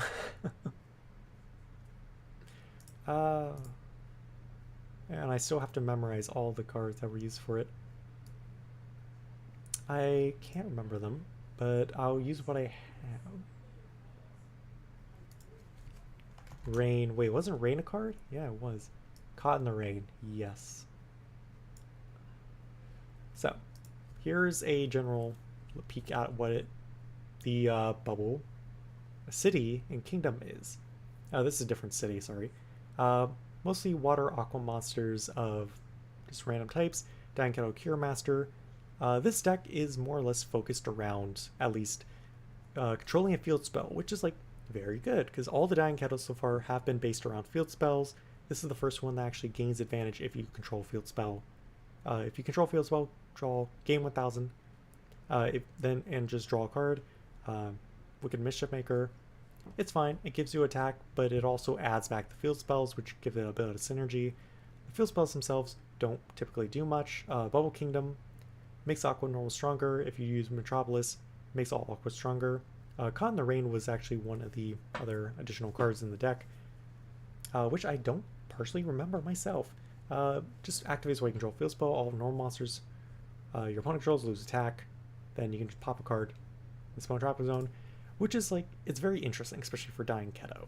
The fact that they're actually, after all these decks about field spells, they finally can make a deck that focuses and activates around field spells. Thank you, Konami. It's so nice that they actually do this. So with that, I'm going to quickly just rank this because there's way too much. It's definitely above Kitchen. And do I want to say, okay, in terms of synergy, I'm going to put it above, I'll put it above Fish. Since it does technically have a synergy around field spells, I more than likely missed a few cards. I can't remember the cards for the life of me. Alright, Shadow Flower time. This is a big one. I'm going to count the Shadow Flowers entirely. I'm not going to do the Bland Dalek series because there's no point. They're literally the same deck. It does not matter. It's the flower. The Shadow Flowers do consist of around 27 cards of mostly normal monsters, a few high-level monsters, and then, so on, with a few fusions of like the same name, which I really like. A monster that cuts 7,300,000 attack. A few cards that do support around plant normal monsters. So the entire theming of this deck is having plants in the graveyard, shuffling them back, and then placing plants on the bottom of the deck. And the main monster of the deck does summon itself. A lot of these cards do summon generic plants, get back material, like get to the flower shout. Shadowflower Beauty does give you fuel to activate Gatling. We don't talk about this guy. True Shadowflower, Garland does summon more Shadowflowers. Arcane activates the control plant. There's a lot of synergy with this deck. They have so many cards, so many recyclable cards. The fusions, they recycle the cards, they pop the cards, they pop cards, they summon monsters. In terms of pure archetypes, once again, this is probably rated higher. Dare I say, in terms of pure playability of just the series itself, I'm going to once again put that in S tier. I'll put it, or 8, because I'm actually thinking, because technically I'm willing to say that this is better of a series compared to Seven's Row Magician. That is the thing. That is the thing. You know what? I didn't do much explaining to this. It's probably very vague because I noticed like how big of a list I still have. But I'm gonna put this in S tier. Why do I say that? It's more likely because of the sheer number of cards, and because realistically, each one of these cards do directly support the series. They all have different effects of either supporting the monsters the boss monsters of the deck. They support the fusions. They recycle the spawn trap cards. They all have different utilities, but they all do work well together, and they all have a lot of ways that they can work. The trap cards recycle plants. They also summon plants. They protect your plants. The cards they mill, they summon. They do quite a lot. Like, this is genuinely the ideal deck for a pure, or just not pure, just an archetype in general. Did I remember to include the grass series? No. I thought about grass, but here's the issue. We only have 2 grass cards. It's gonna be hard to like rate that. We have blue grass stealer. Do you count that as a grass card? Yeah.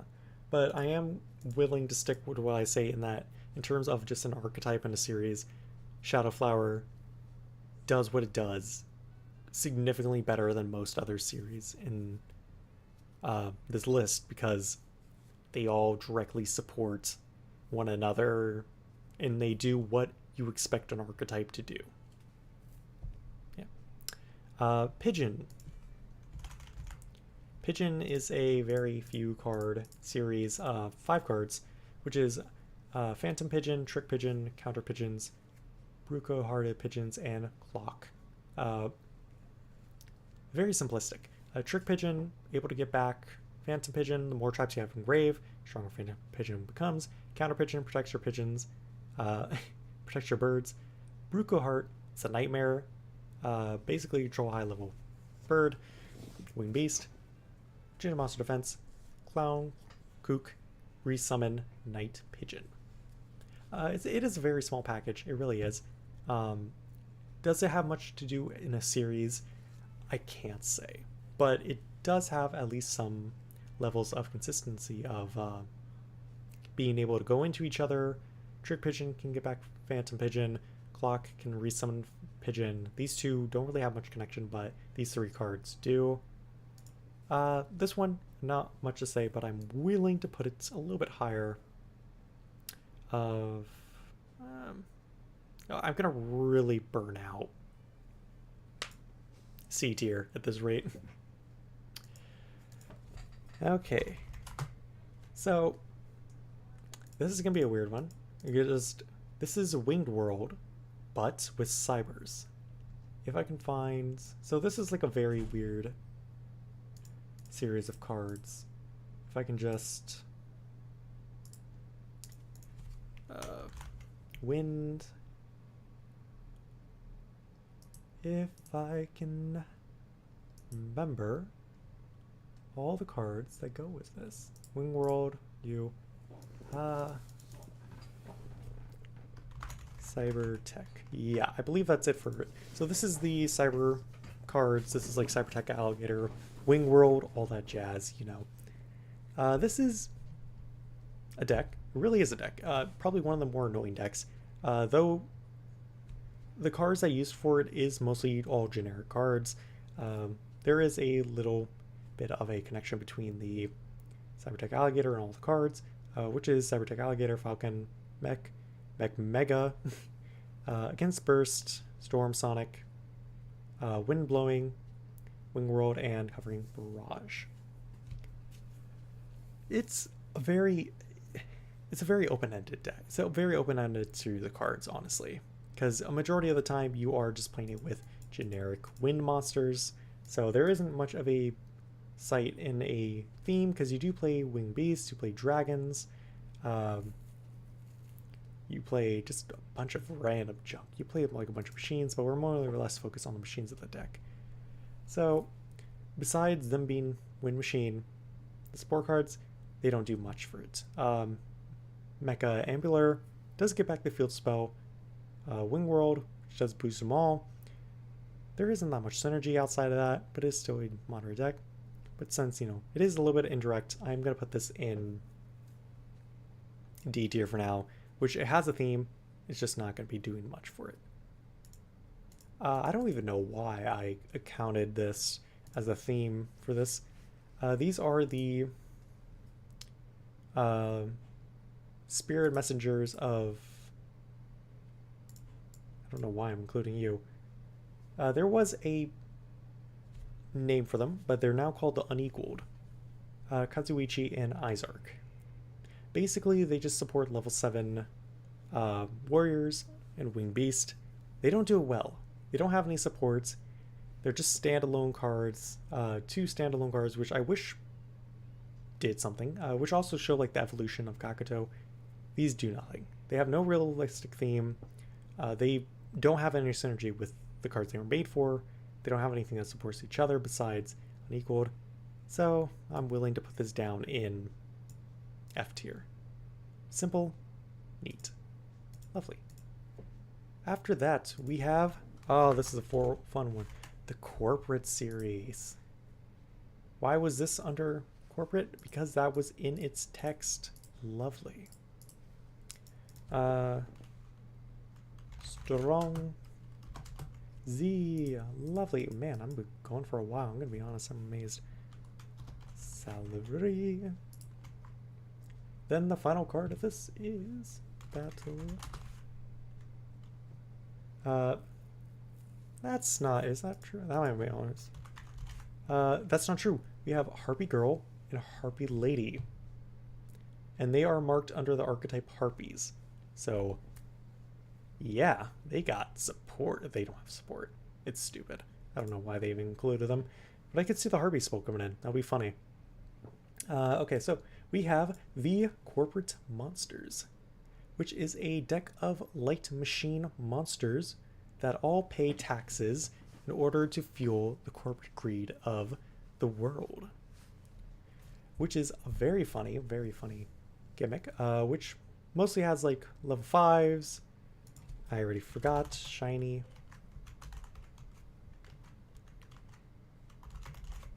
How did I wait? Okay, what's his name under? God damn it, I can't remember. Shine.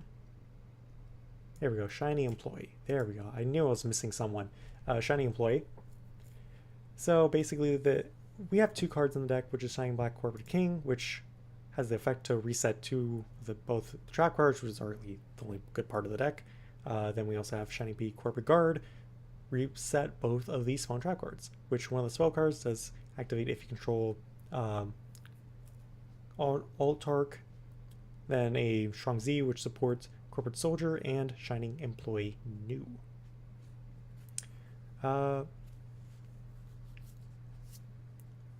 Yeah.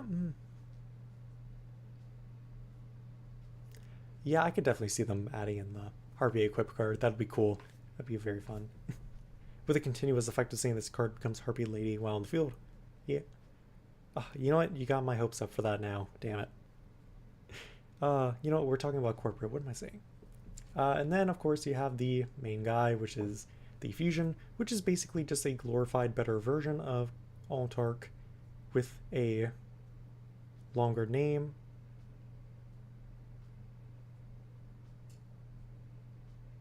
Yeah, they just add the word great. I was trying to figure out what they added.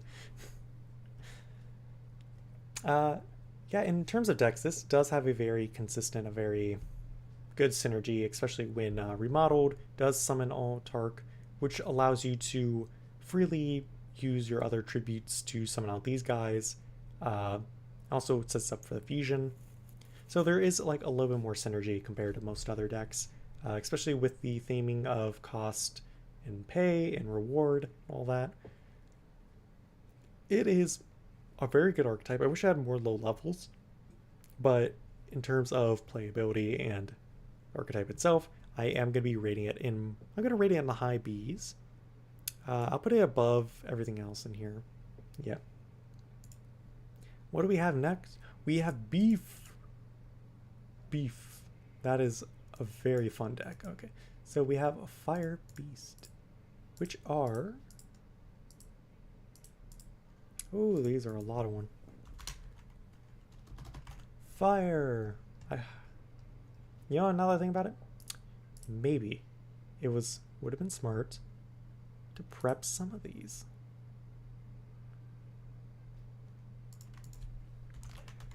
Beast. I'm just making sure I am not missing anything because I am partially insane. Yes. So here we have the beef or barbecue deck. Is that what I'm missing? How do I look at BBQ? Let me just look up Q. That probably will come up. No? No, I'm insane. Oh, lovely. Because I feel like I'm missing a card. You know what? It's probably not true. Probably just like something. But yeah. So the barbecue deck is primarily just fire based around centralized the idea of just controlling more fire monsters, turning things into fire monsters, gaining a bunch of attack, and activating the effect of just meat, along with the nuking effect of samurai. So there's a handful of synergy in this deck, primarily around the spawn trap cards and the fusion monsters. The monsters in the main deck themselves are vanilla, but that's fine because that's just what the deck wants, along with the samurai effect to just nuke the board. So this deck actually was pretty terrible until, you know, the later edition of Prime Roast Beef Horseman, which stacks your deck of fire attributes beast, then you can activate just beef or just meat to send the top 4 to the grave, boost a card. Then there's also Hormone Gun McQueen, the Magnificent Centurion. Basically just reshuffle its material, destroy all non-fire monsters in the field. This probably has the less synergy compared to the rest of the deck, since Roast Beef Horseman only cares about the type and attribute, which allows you to be more free with the rest of the series. So in terms of playability in the archetype and its connections, I'm gonna honestly say, once again, I'm sorry, I'm putting it in C tier. I'll put it above Bubble City because the synergy is much more streamlined. It is much simpler. It has actual goals in mind for everything. Even though it's like a very slim packed series of cards, it's still pretty good. It's still pretty powerful, yeah. Yes, Beast Defenders. Don't you just love that? So this deck does have a anime exclusive trap card, which is probably I believe the only card that we're missing. Armadillo, Beast. So, unless they have like a, no, okay. Yeah, they don't have any trap cards, right? Yeah, I'm not crazy. So this is a very small 4-card series of cards, which is basically a um, robotic beast with high defense. And what they do, they summon a low level defense beast, they gain defense, they deal damage through defending. There's a much synergy about it. You set cards, place cards in defense, they do stuff. It's not great. There's really not much of a theme here. It's honestly, it exists. I don't know why. They have one anime trap which barely does anything, which definitely does something for the deck, but it has no correlation to the deck. So I'll definitely put it down. Just because they actually do something, I'll put it above the bird. Man, we're only almost halfway through. Nice. All right, who's ready for the sweets deck? Heck yeah.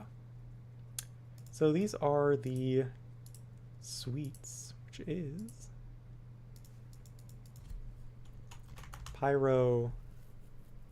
I have to relook up all these, don't I? I do. Dried food. Earth. Now I'm gonna be insane thinking, okay, how many of these cards do I miss? How many of them? I think I got them all. 5 cards, yes. Which primarily just revolve around getting normal monsters in grave, then activating dried fruit.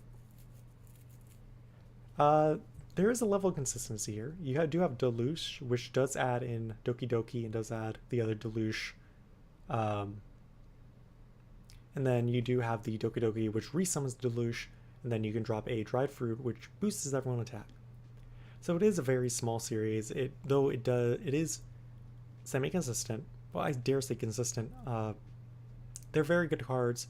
They do have the direct synergy with one another. Not fully direct in names, but they do have a very solid synergy. The issue is more or less just the number of cards that they can use for each and everything. So I would more likely put this in higher... I'll put this above Ally to Birds, but just below them. Daedalus. What was this guy for? I don't know, but while he's here, I'm going to put him in F tier. Yes. Dolphin. Hell yeah. So this is once again a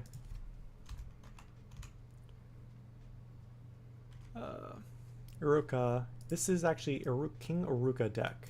Well, a series of cards. So basically, the entire thing is just Dolphin King Iruka, Swordfish Vanguard, which does recycle the trap cards, Dolphin's Treasure, Dolphin Counter, and goes Waves. It's not great. It's a very small package. The trap cards are good. I'm gonna be honest, not much synergy. It's here. I don't know fully why I put this here. I just know it exists. But I'm just gonna rank it anyways. Yeah, it's great. If it's gonna be an F tier, it's top of F tier. I don't care about bias. I don't care about bias at this point. Alright, up next we do have baseball. Fire. Do Bubba or I'm gonna be honest, I can't remember an alternate name for this.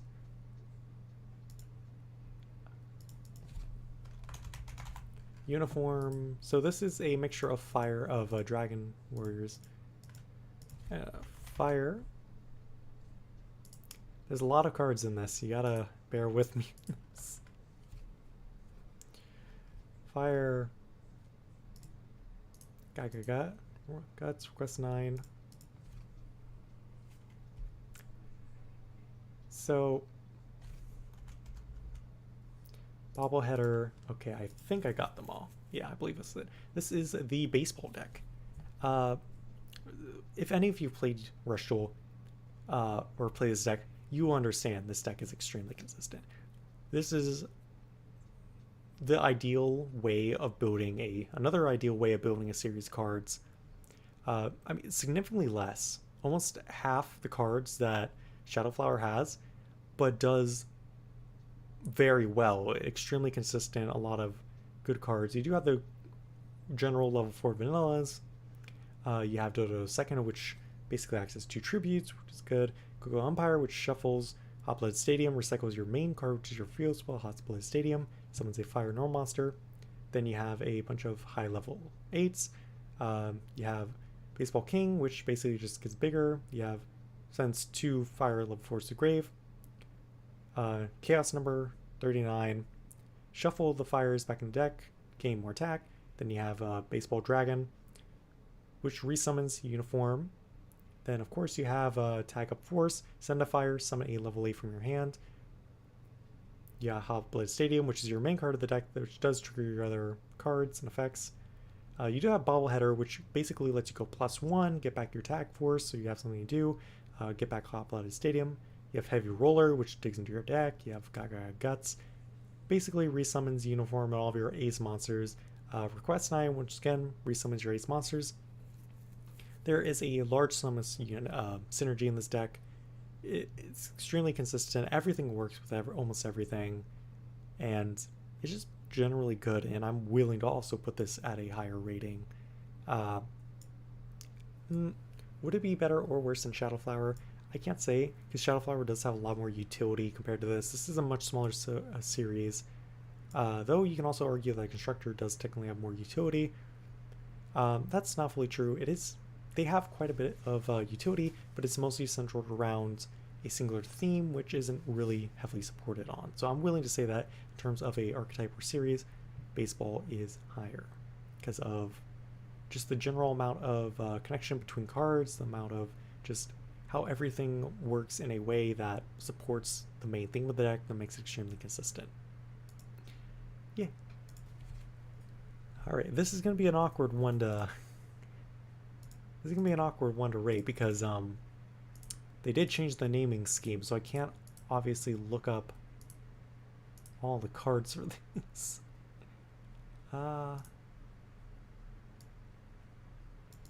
Okay. Bear with me. I'm well aware of which cards are which for this series, because I don't think this was part of that series. Oh no. Let me go. Already added him. Okay, I think I got all of them. Okay, so this is the recently called Fiendish Commander series. Allow me to take a sip of water, Jesus.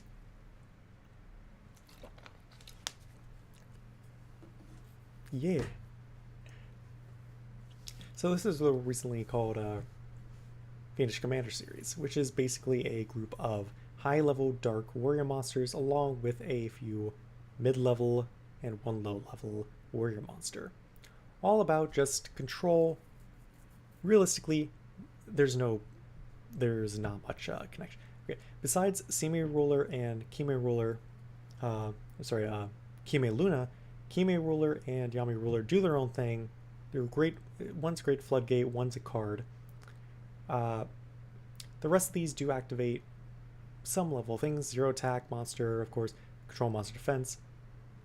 It's everywhere, I'm going to be honest. Megami the Awakener was once a Fiendish Commander card. Now the naming scheme is terrible.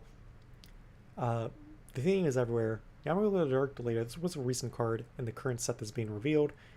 Supreme Soldier. It does give your monsters protection, but, I'm going to say this deck is everywhere. They all do something different. They all support different parts of the theme of the 5 houses. There's not much synergy in this deck. They do have good cards, but in terms of being an archetype or a series, very few of them have any connections. The support cards for them almost do nothing, but they do technically have some level of connection. I'm gonna just put it at a. I'm gonna have to put it in D, mostly because it really is all over the place. They don't have a very straightforward theming. I'll leave it below these because they do technically have a good theme. They do have a playable theme. These are just everywhere. It's very weird. Valkyrian, I believe it's called. The Valkyrian Monsters. So this does technically mix in with the Valkyrian cards, but the Valkyrian cards are basically the support cards for the rulers. Valkyrian Capstaride summons a fairy with 0 attack. Valkyrian Skewer is the main fusion material. There's not much to it, but it's a very straightforward theme. I'm gonna put it below Vulcan. It is just 2 cards, but they're very solid. It's very simple. Valkyrian Capsury, summons the material, uses tribute fodder, done. That's the theming of it. That's all you need to know. Then we have the divine monster, the celestial monsters, which I will say, they're pretty good. Pretty good. So, so of course the celestial monsters do technically have this monster as one of their support cards, but we're not going to be counting that. We're going to be just looking at the divine, just the divine versions. Once again, the naming scheme completely ruined because of the TCG. Thank you, TCG. You suck. Big time. There is very little connection between the two, but I will say that in terms of supporting each other, they do that to a point. So Samaratsu, the Celestial Summoner, does bring out the fusion materials to be able to fusion summon everything else. The Ruler series is really good, only if it wasn't everywhere. That is my main issue with it. So yes. The Divine Delayer is just a big floodgate. It doesn't really connect with everything else. Chimera Luna, it does add back your skewers. It does add back your skewer. It's going to add back a few of your cards. So it does technically have some level of playability, though we are talking about the series itself. Though I do personally count the materials as part of it. So I am going to at least put this up to... yeah, I'll put it at lower C. Oh, boy. I'm everywhere today. Okay. Here we go. Chameleon time. So, the Chameleon deck is basically a mixture of random attributed reptile monsters, which entire goal of the deck is to just dump everything into your graveyard. And then later Monster Born for the effect of Predatory Gunlian and Calgun, which also have the effect of having less life points. Lower life points means they can activate more powerful effects. This deck is actually pretty good. It's like, in terms of a series of cards, Chameleon has the proper connection between everything, and they actually have a very coherent plan. It's very decent of just milling cards, getting things engraved, paying life points. It's a very solid deck. There's a good number of them, and they actually do what they do well. Like, they're an actually good deck in terms of like everything we've seen here. But of course, it's like there, to some extent, it does have a few drawbacks of a few cards of doing this and that, but it is still really solid. And I'll put it. I'm sorry, printer. I'm sorry, Toughroyd. I love you, but I gotta put you down. Okay, here's Turtle next. If I can find the reptile button. Why can't the life of me, can I not find the reptile button? Reptiles. Great, now where are my reptiles? That's a turtle. It's not... I want to count it, but that's not it. Space Observatory Blazing. I believe that's it. Yeah, besides outer space, that's the same turtle. What am I doing? What happened to the other turtle I had? Am I insane? Oh, it was an effect monster. Right. So here we go. The Space Turtle theme, which is another series based around space cards. I don't fully understand it. I'm going to be honest. So, it does have a little bit of synergy with outer space, which is the deck it was made for. So, Turtle Accelerator does nothing but Spy Turtle, the Observe Turtle, lowers level by 2, which basically weakens a monster to get them affected by outer space. Rocket Tortoise, send 2 reptiles to the grave, gains attack, then, you know, control more reptiles. Basically a lot of 2s in this deck. I don't know how to read this. like the theming is obviously there. It doesn't do much. So once again, I'm probably gonna like put in D. Put it above Vulcan. Here's a good one. Here's Bits Fusion. Bits Angler Jelly. Can I remember all of them? Easily Zap. I believe that's all of them. Thunder, feel the thunder. Oh wait, is that really it? Is that all of them? Oh, weird. Well, majority of this deck is technically around like Umi. So this is like a small fusion deck of water thunder monsters. It's very simple. Summon an Octospark.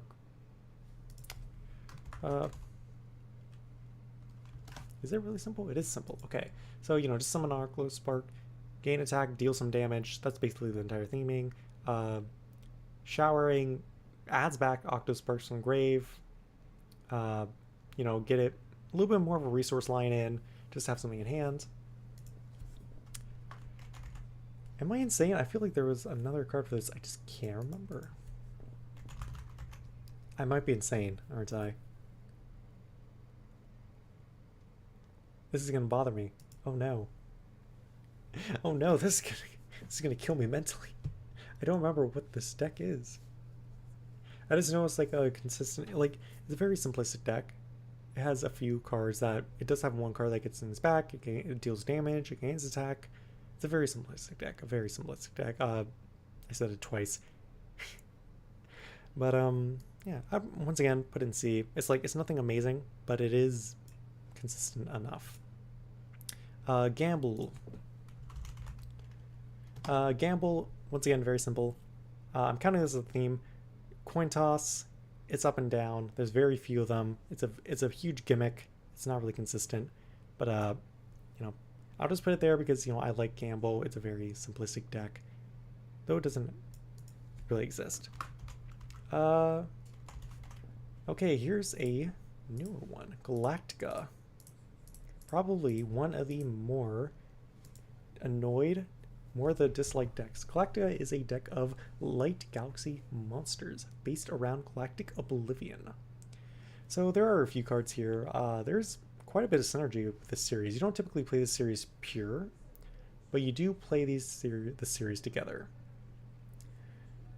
So, okay, so I already forgot everything I was going to say. So, of course, we're going to say first off, Galactica Gem of the Vu recycles your spell cards, which is very important, draws a card, all that jazz. Galactic Tivla Raza, send a spawn drop card to the hand grave, then, return a card to the hand, make a monster lower. Then, of course, you just have all the other cards. It's a very good collection of cards, very powerful. The equip spell, very good. This one gains attack, though there aren't enough normal monsters with the Galactica name, but of course this Galaxy there's a bunch of normal monsters, but we're talking about the archetype itself. The archetype does have a handful of good connections, good similarities that summon everything. If there was more level 6s, I'd probably rate this higher, but once again, I would probably, Galactica itself as an archetype, I would probably just rate highly in here. You know what? Yeah, screw it. I'm putting beef ahead. Screw you. Meg-chan. Okay, Meg has a few cards, of course some of the Yukais as well. The rest of the Yukai are basically vanilla monsters of different attributes. Does that matter? It does. They also have one trap card, which barely does much for the deck. Yukai, Wave Shaft. Basically, if you can have 3 monsters with different attributes in the grave, so Meg-chan, discard Plano, gets back Meg-chan's spells, and then Meg-chan is just a vanilla. So I'm not a fan of like all these vanillas in the deck. It's cool though, it's a cool theme. There's not much actually in this deck that does much about having all these attributes in grave. Really not, no, nothing much. Meet and Greed, Mellow Mail Beam, very good cards, very consistent everything. In terms of archetypes and themes and their goals, this does get through everything. This does get the job done of what it needs to do. So it is still a very good theming. Once again, as of like majority of these decks. I'm surprised they even gave this deck this many cards, honestly. So once again, probably C tier, like another mid. But since it is actually a proper theme, I'd probably rate it higher. Along with the Yukai themselves. Here's a fun one, Join Tech. Alright, everyone strap in, we're going to deal with Join Tech now. So in terms of Join Tech names, there are only 7, which is Ace, Rex, Triceratops, Leo, Raptor, Urshorn, and Bumper. So in the recent set, we did get a equip spell, and then the set after, not the set after, I believe this is actually a promotional card of Join Tech Raptor, which basically triggers if you have an equip spell, then does an additional effect by changing a monster's battle position. Leo, which basically just gets back a level 7 Join Tech monster or machine. Then you have the other Join Techs, which basically just do what they do. So the low levels do give a level of synergy with this deck. Though the high levels don't do much themselves with the deck, the low levels gives it enough of a personality. Gives it enough of a personality and a general playstyle in order to make it a consistent strategy. So once again, ooh boy, C tier list is gonna be so weird. Do I like add another tier at this rate? Because it's like, oh dear lord. All right, here's the fun one. Oop, I punched my camera again. Ant. All right, here's the fun one. Okay. We're gonna talk about ants. Metal armored ants. Thanksgiving ants. Thanksgiving. Running about. United ants. Oppressed ant. Ant rebellion. Insects. I gotta do something about this camera situation because I'm gonna go insane.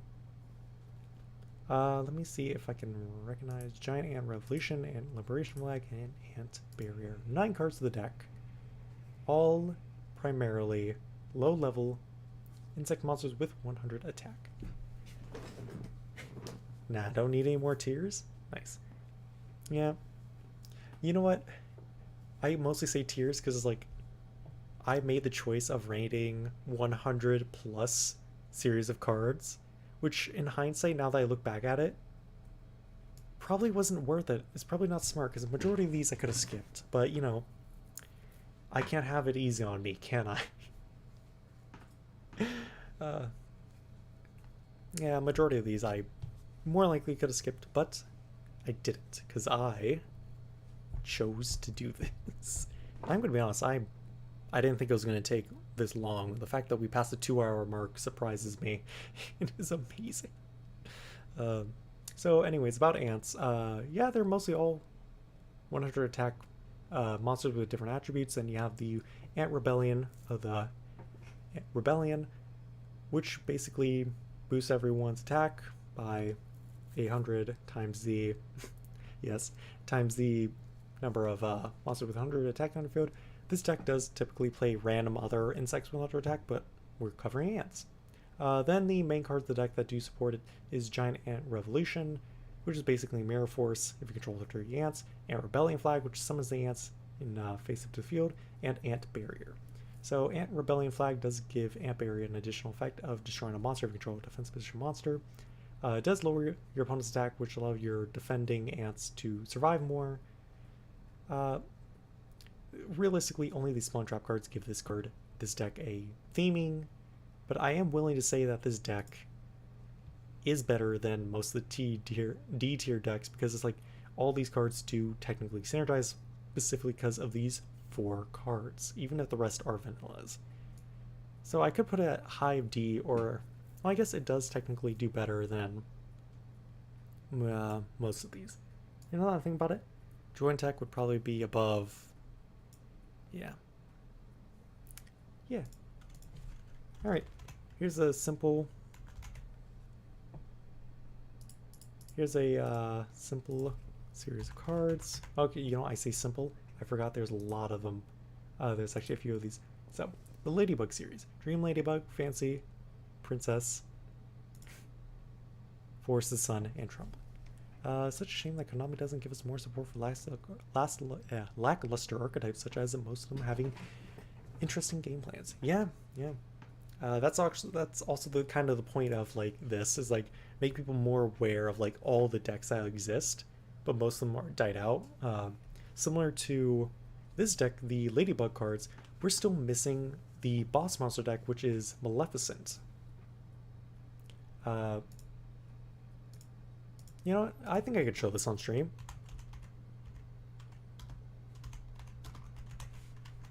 Ladybug. Give me a second. I'm looking.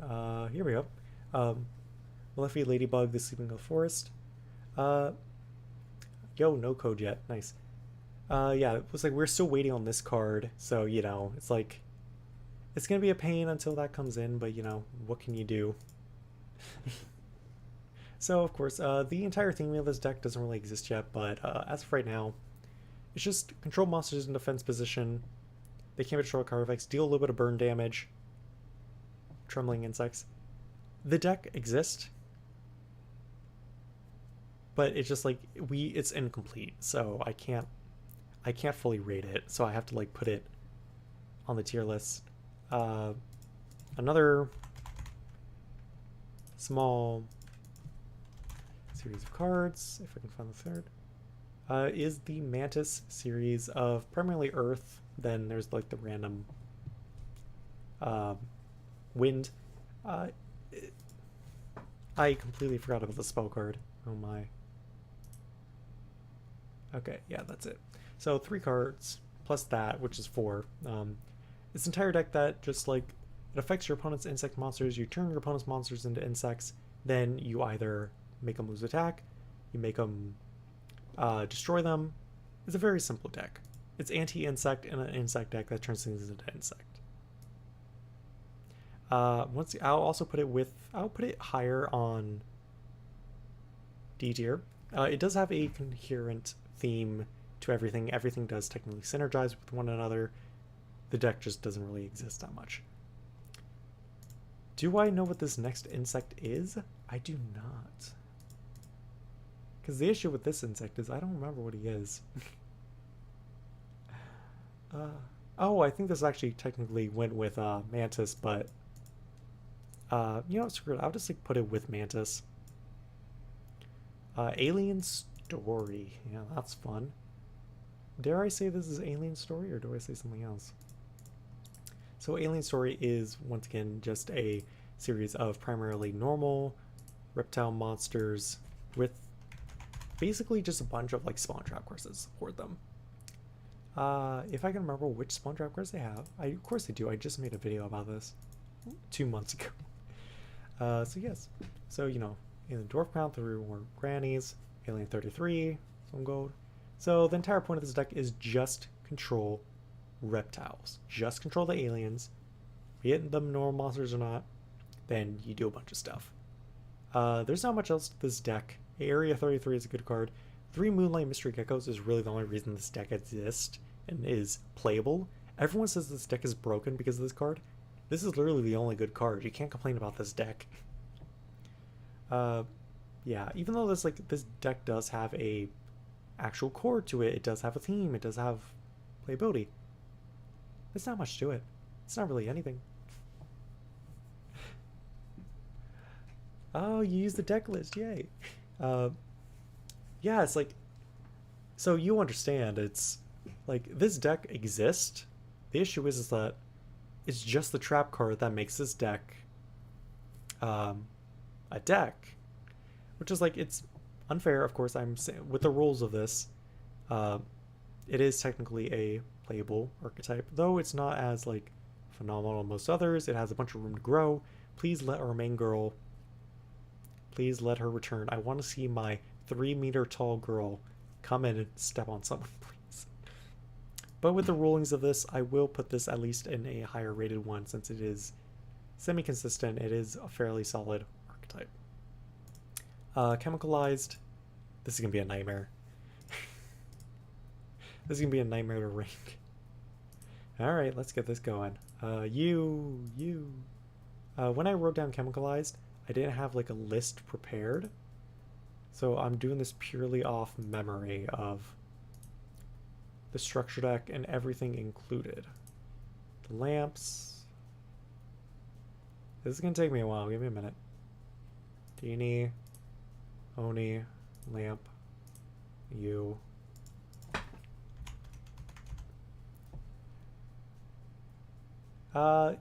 Special summon spell. Yeah, that special summon spell is definitely good.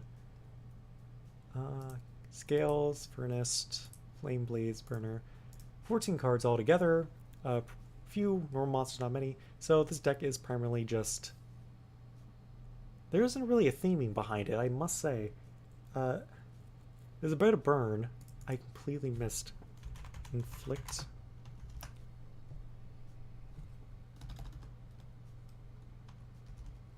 I somehow missed Dynamite. I don't know how. So this is actually a mixture of like a burn deck and just... I don't know what this deck is. It's primarily just a pyro deck with a few burn cards, with a few just supporting pyro monsters. Like, there's nothing really consistent about it. You do have the genie cards, you do have the lamp cards that do make a sort of a tribute engine and all that, but there's not much else of a theme here. Yeah, that's kind of the issue. Is like, it doesn't have a direction, but it's still a weirdly good deck, right? The genies, they could have been the lamp cards. They probably could have been their own series, but technically they are still part of the chemicalized series.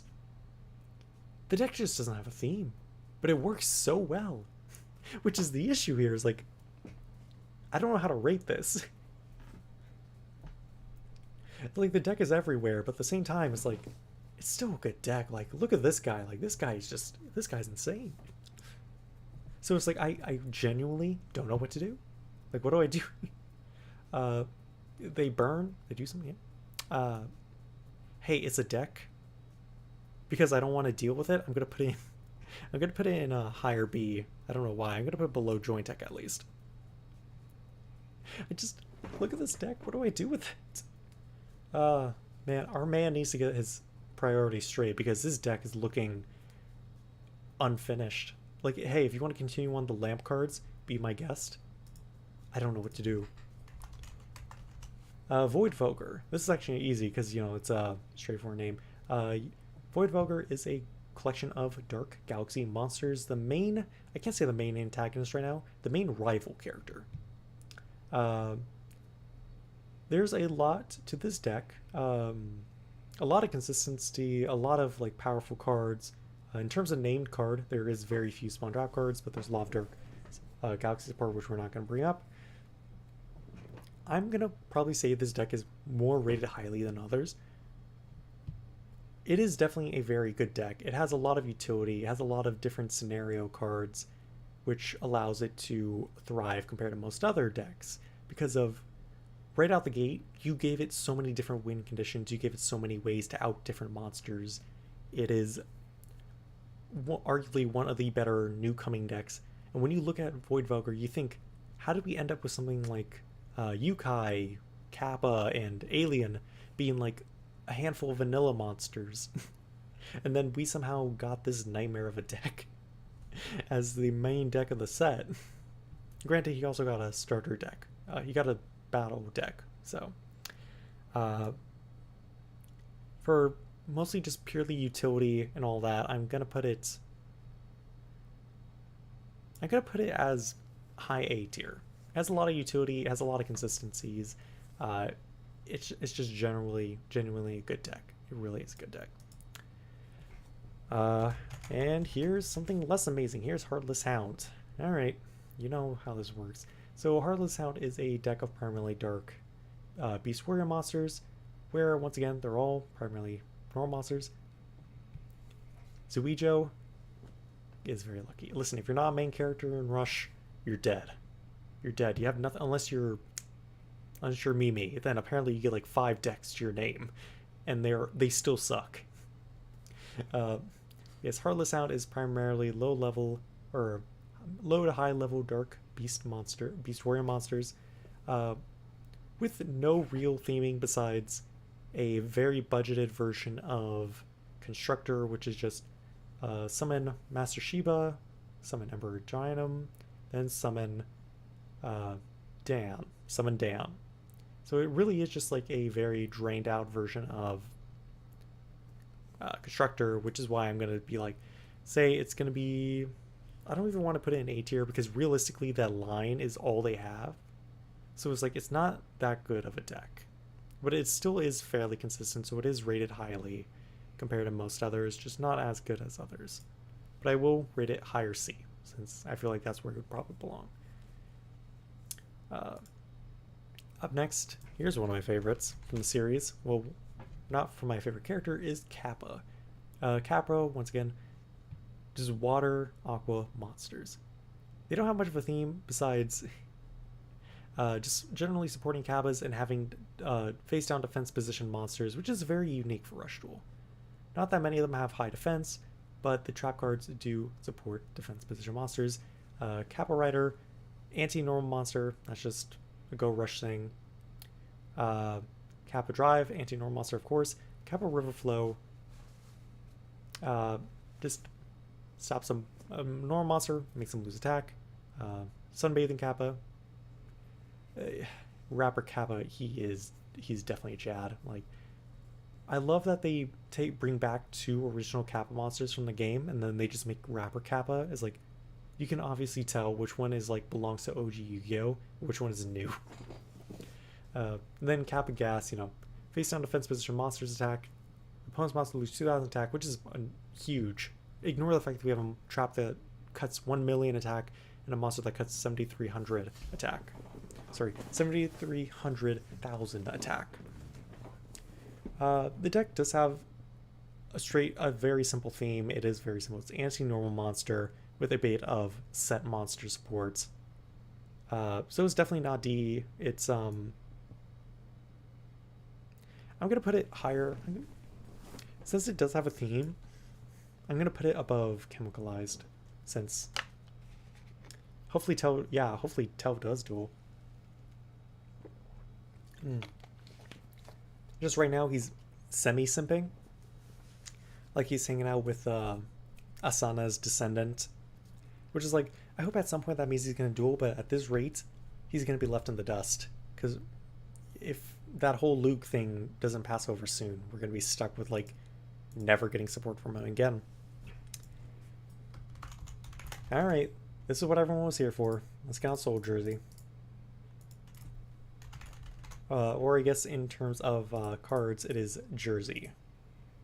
Soul Jersey is a deck of random type attributes of soldier monsters, which all have 500 defense. This is, I believe, the first ritual import of the game. I think. Let me think about this. Yes, the first ritual import. The second ritual import is a mask desk. Yep. Is a mask deck that we don't have yet, which I hope we get soon because I love this ritual theming. By ritual theming, I mean Blackluster Ritual, Preparation of Rice Jersey, Back Jersey, Full Jersey, even the monsters Penguin Soul Jersey, Pitch Guard, Bounce, Cannon Soul Jersey, Clear Field, just them having 500 defense, Envoy drawing. This is, I'm gonna be honest, I'm surprised this deck came out so well. Like right out the gate, it's like we did get like 2 normal monsters, one of them being the boss monster of the deck. That doesn't matter because of the way the deck works. Preparation of Rites, Jersey Rites, add back a level 8, add back the ritual spell. Ritual spell summons, gives them attack, piercing. The trap cards fully protect your monsters. This is like a very consistent theme. Like this is on point. If I would have to say anything, it does have once again a lacking of cards, being only 9 cards. But at the same time, this is a very solid deck. Yeah, I don't know what's with Konami right now and like setting defense as the primary. I don't know why they set 500 as the defense, especially ever since we got Executee and their theming is 500 defense. Granted, Executee came out before Soul Jersey did in 3 cards, but Konami has this weird fixation right now with calculating defense, ignoring ants in their 100 attack. They want to specifically calculate defense into their effects and changing the deck, which is like, it's fine, but at the same time, it's like, it's such a weird theme. That's such a weird gimmick, but I love it because we have so many monsters with 500 defense. So, yeah, this as a archetype, lovely. I love it. It's perfect. It's very good. I would put this in B tier. I would probably put it above. I'm going to keep Candy as probably the highest one for B tier because it's a very consistent strategy. It really is. Up next, what do we have? We have Angel Arts. Oh, sorry, Arts Angel. Oh my god, I think I got this name wrong for the video too. Fairy.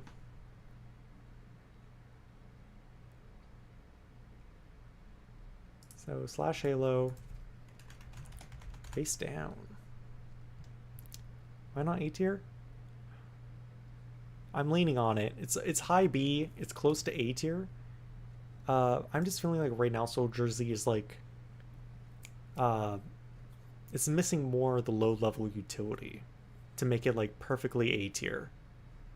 So that's kind of like my thought process in making Soul Jersey, because Candy is like very open, flexible, like it really sets probably the bar of like what it can and can't do. Soul Jersey does have a handful of restrictions, but it does have a lot of good deck. Like these are like all solid, consistent decks. It's just like these heavily like break a lot of plays in terms of like series. Archangel, it's a very small deck. A majority of the cards that were imported were generic cards, were very generic. Archangel is dark fairy monsters with the theme of flipping a face down monster face up, dealing burn damage, or dealing piercing damage. Then you have cards like Auto Reverse, which basically makes a flips monsters face down, slash Halo, make a monster lose attack. There's not much in this deck. There really isn't. There's not much. It has the theme there. It's just the utility isn't good, since Auto Reverse technically isn't named it, but it is part of the series technically.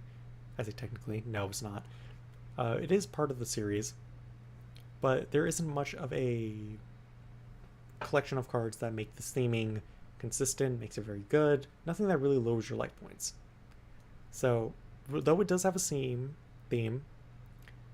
I'm gonna put it in D tier. Like the theme is there, it's just it's very open-ended. It's very open-ended. Yes. What do we have? Here we go. Someone brought this up. I can't remember who. Someone was talking about, if I can remember. Oh, it was Jake. Yes, it was Jake who was bringing that up. Battle Ballard. So we're gonna see the new Wind Psychics. Let me just get Wind. You. I put you in twice. Lovely. Heal, Grass. Not Progressive Potter. What am I doing? I don't know if this counts. I'm gonna ignore it for now. Psychic. There's a lot of cards to this, so bear with me, because even I have to bear with it. I believe that is all of them. So, Battle Ballard is a deck of Wind Psychics, centralized around equip spells. And a bit of self-pay, but that is psychic. Yes, Music Princesses. No, we already have Music Princess. They're at the top of C. Alright, so basically this entire deck revolves around just adding cards to hand, taking cards out of hand, equipping cards, and that's basically it. It is hand control on crack, but it does it consistently. Yes. And I'm running out of oxygen every time I talk. So there are a few cards in this deck that makes this very interesting. So both Asport and Banjo support the effect of Prophecy in dumping cards out of your opponent's hands. Talban refuels. Why is Progressive Potter still in this deck? Talban refuels the hand, which basically just, once again, fuels Banjo, fuels Prophecy, fuels Asport. Ragnar Mill adds cards back to hand. Good. Bluegrass makes 2 tributes. Nothing outside of that. You have 3 equip spells, which don't do anything specifically with the deck. They just make it more powerful. But then you do have Force of the Thief, which replaces spawn trap cards if a spawn trap card is popped. So there is a good level of consistency in this deck. There's a good lot of cards that support each other. Though besides the generic Wind Psychic, there isn't anything that supports the equips outside of Force of the Thief, but the rest of the deck is very solid in the theme, which I would more likely just put in higher or low B tier for now. Since it is just a very coherent strategy, everything works out. Well, you know what, actually I'm going to put this like above these two, because in terms of archetypes, like this is arguably better. Yay. Umu. Okay, this is basically just a throwaway. Umu, the sea urchin, Savage Wolf. Savage Wolf aspects, Uwu. It's funny, it's hilarious. There's too few cards in there, so I'm going to put it in F. There's too few cards. I just found this funny that it just exists. I don't know why. Okay, this is actually a very interesting one. This is one that I always like to bring up because it is very interesting. This is Performers, which is a Muzi Performer, Rhythmic Performer, Speedy Performer, and Howling Performer. A bunch of low-level or level 3 Psychic-type monsters, including the Fusion, which all have effects of different things, but they all support Psychic or are all fairly generic. Muzi Performer, pay 100, deal 300. Rhythmic Performer, draw a card if you send a spawn dropper in your opponent's deck, then one face of monster gains burn attack. Howling Performer deals burn damage. So besides a Muzi and the Fusion of Muzi, there isn't much connection between this series of cards. It's more or less just for me that I just love this series because am I blocking the screen? Yeah, there we go. It's better. The fact that it just exists, it is a very interesting strategy. Though they don't have a win condition of Howling Performer, which even then is not a good win condition. It's not much of a theme. There's very little to it, but it is a very interesting deck. So I would more likely put this in mid F. Yeah, the rhythmic performers themselves are really powerful, or the performers themselves really powerful in their own rights. I don't understand. It doesn't make a theme. Rhythmic Performer itself is a pain in the butt. I hate fighting against it because every time I feel like my opponent never misses. I play like 5 spell cards in my deck and 35 monsters. My opponent hits the spell card every time. Okay, the next theme is Magnum. So Magnum is a deck of 3 maximum monsters, consisting of Supreme Machine Magnum Overlord, Supreme Flagship Magnum Overlord, and Supreme Beast Magnum Overlord, all with their own different abilities. Machine Magnum is a monster that just gets larger and deals a finishing blow. Flagship is basically just purely set up a way to summon out more monsters. Supreme Beast is a floodgate. They do have 2 support cards in the deck. They have Supreme HQ Magnum Overbase, and then an anime exclusive card for the deck, which I don't know if I can bring up. You know what? Let me try. Yu-Gi-Oh! Damn it, what is it called? You know what? The anime card isn't really important right now, I must say. So basically what the anime card does is reveal a level 10 machine in your hand, add it to level 4 or lower machines from your graveyard to your hand. If we had that card, if we had that spell card in the game, that would make this deck significantly better. But as of right now, we just have Magnum Overbase, which is basically just like a blanket protection. But there isn't much to this deck, especially since it is just purely maximums. But this does give out a lot of different diversity in the deck, though Overbase being the only card, I'm going to have to just put it slightly above Vulcan, as it does have connection, just not much of a theme, sadly. Yeeg Drago. This is actually been another interesting one.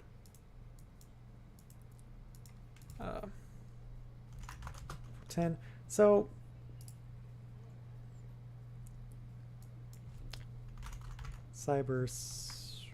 defense. Or less. Okay, so Drago is a weird one since a lot of his cards are mostly generic. You know, the Drago himself, and then Menacing Eyes and Sky Emperor, Viscitude of Providence. It's a Providence deck. It's a theme. It plays, in terms of maximums, it still is one of the better standalone maximums, being able to, as of right now, before the new set is released, being able to get past most defenses. It's pretty simple. So since it actually does have technically a strategy to it, I'll put it at like lower C, probably like below that. So it does technically have a strategy. I'm gonna like put it there. Next is Dragon Tree. Technically this is kind of with Yggdrago, but I'm counting it as a secondary sub theme. So with Dragon Tree we have Femtron, Cliptron. I don't think Cliptron counts for this. I'm not going to count Cliptron right now. Maybe. No, I'm not going to count that. Hydron, Bruisen, Nanome. I forgot that's the Cybers. Not Shrimp, Peacock,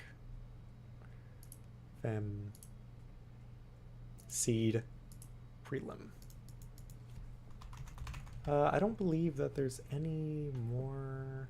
Yeah, this is it. So with the Dragon Tree, of course, is a deck of a Cybers that slowly grows up, slowly leveling up into its high form. This is actually not believed to be this is believed to be like a Cliptron evolution, so I don't know whether to count that as a sub-series or not.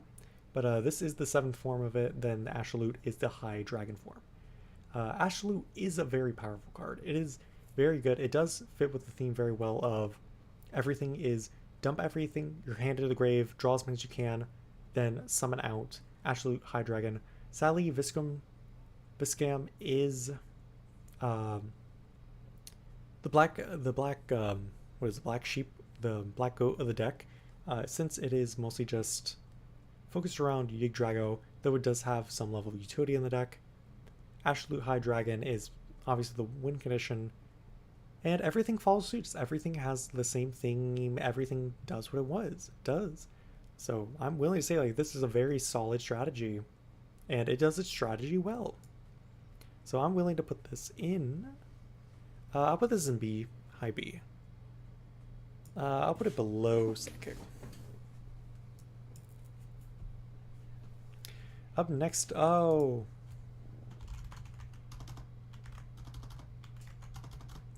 Motar. How do I spell?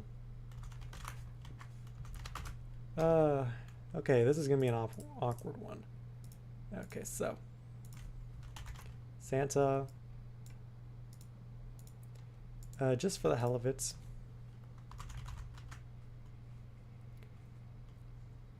What's his name? I joke about his name so often.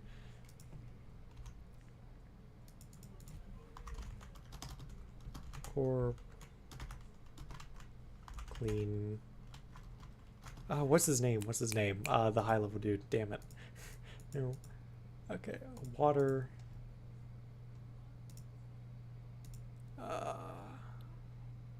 Is he a warrior? I don't know. Why just do like water in effect? I think he's level 7.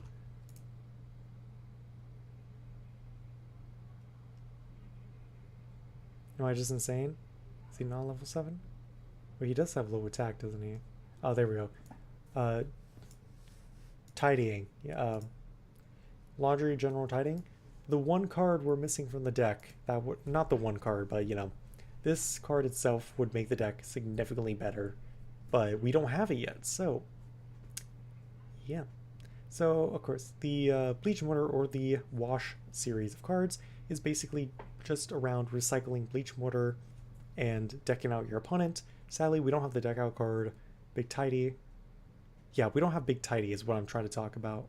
How far is my stream behind? I keep tabbing now, so I can't see my own stream. Why is my screen black? Oh, that's just me. Okay. So yeah, Big Tidy is one of the main cards that we're missing from the series. That makes it a deck out deck, but as of right now we have Bleach Mortar, which is corresponding with Wash and clean colon kernel, whatever his name is, mop. It's a very small strategy. It's very compact, but it's a very good engine. It does decently. It has a theme. It does it decently. It plays it well. I'll put it like above. I'll put it above Sparks. Yeah. All right, everyone. This is what you're waiting for. Let's judge cats. This is the one that everyone kept trying to push ahead at the start. Granted, I could have put cats near the start of the stream if everyone was like that, like into rating cats. Alright, cats is a series of random attributed beast monsters with the theme of having three beast monsters or so attacking directly. That is it. So the deck is pretty simple. Odd Eyes Twin Tail Cat, Blue Eyes White Cat, and Red Eyes Black Cat. If you control these two cats, while you control Twin Tail, you can set Lost Cats. Lost Cat is basically a gamble card. The two of these cards is basically like a budget version of Spiral. Your opponent guesses the top card of their deck. If they guess wrong, the effect activates. If they guess right, the effect is negated. And then the one good card of the deck, which is Scaredy Cats, which is probably the best support card we've ever gotten for them, which is arguably one of the better beast support cards in the game. There's very little synergy in this deck. Used by the most loved character? Yeah. Yep, definitely. There is level of synergy in this deck. It's hard for me to like argue against it, but there isn't much connection between Cat's Eye and Lost Cat between these cards, especially Lost Cat, since it's really just an attack negate. But the theme does exist, even though the deck I know doesn't function well. But since it does function, I am going to put it a little bit higher. I'm going to put it higher than Turtle. I'm going to put it higher than you. I'm going to put it here because like the deck does exist. It does have some level of usefulness. It does have a little bit of playability. So, yeah. Chairs. Chair is a weird one. Let me just... God, there's so many... Throne. Okay, so this is going to be probably an easier deck to judge. So the entire theme of this is just get cards in the grave, have a 0 attack monster, make it big, equal to its level. Join chairs, collapsing chairs, rechills, chairs, summons everything, scare chair, relaxer, basically adds back chairs, scare chair scale, basically special summon out a 0 attack monster, then these two monsters gain the attack. It's a very simple series of cards, a very simple archetype, but it functions very well. Though I will say it is missing a few things here and there, but as a pure archetype, I'm willing to say it functions much better than most others. So I'll put it in B tier. Space Noodles, which is a dark series of pyros.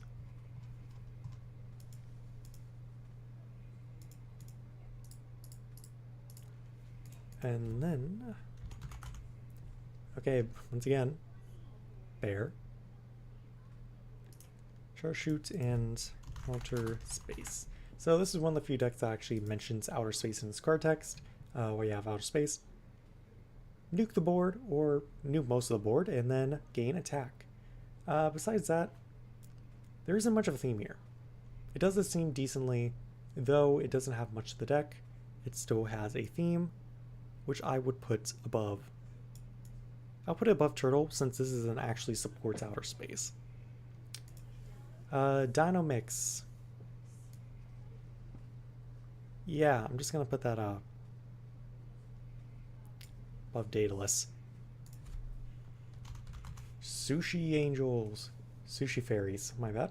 Sushi Fairy is similar to Angel Arts. While you have lower life points, inflict burn damage, add a bunch of fairies to hand, pitch fairies to activate effects. That's basically the entire theme. There's not much to it. It's a very decently consistent deck. It has strategy, it has everything. So I'll probably put it in I'll put it like above ants. Oh, yeah, I'll put it like above. Ooh, that's actually tough. I'll put it above these. Yeah. Love Space Noodles, Turtles. Got support. Yeah. Noodles actually has a lot of manga exclusive support and along with a anime exclusive trap card. So it's only a matter of time. Well, a matter of time. So if we ever get a set where we get manga cards, hopefully we get the noodle support we deserve. That's all I hope for. Metallion. Okay, here's another deck with 500 defense. Can you guess why? Yeah, this... I completely forgot about this. This entire deck has a 500 defense as well, and that just, like, baffles me on why. Lights.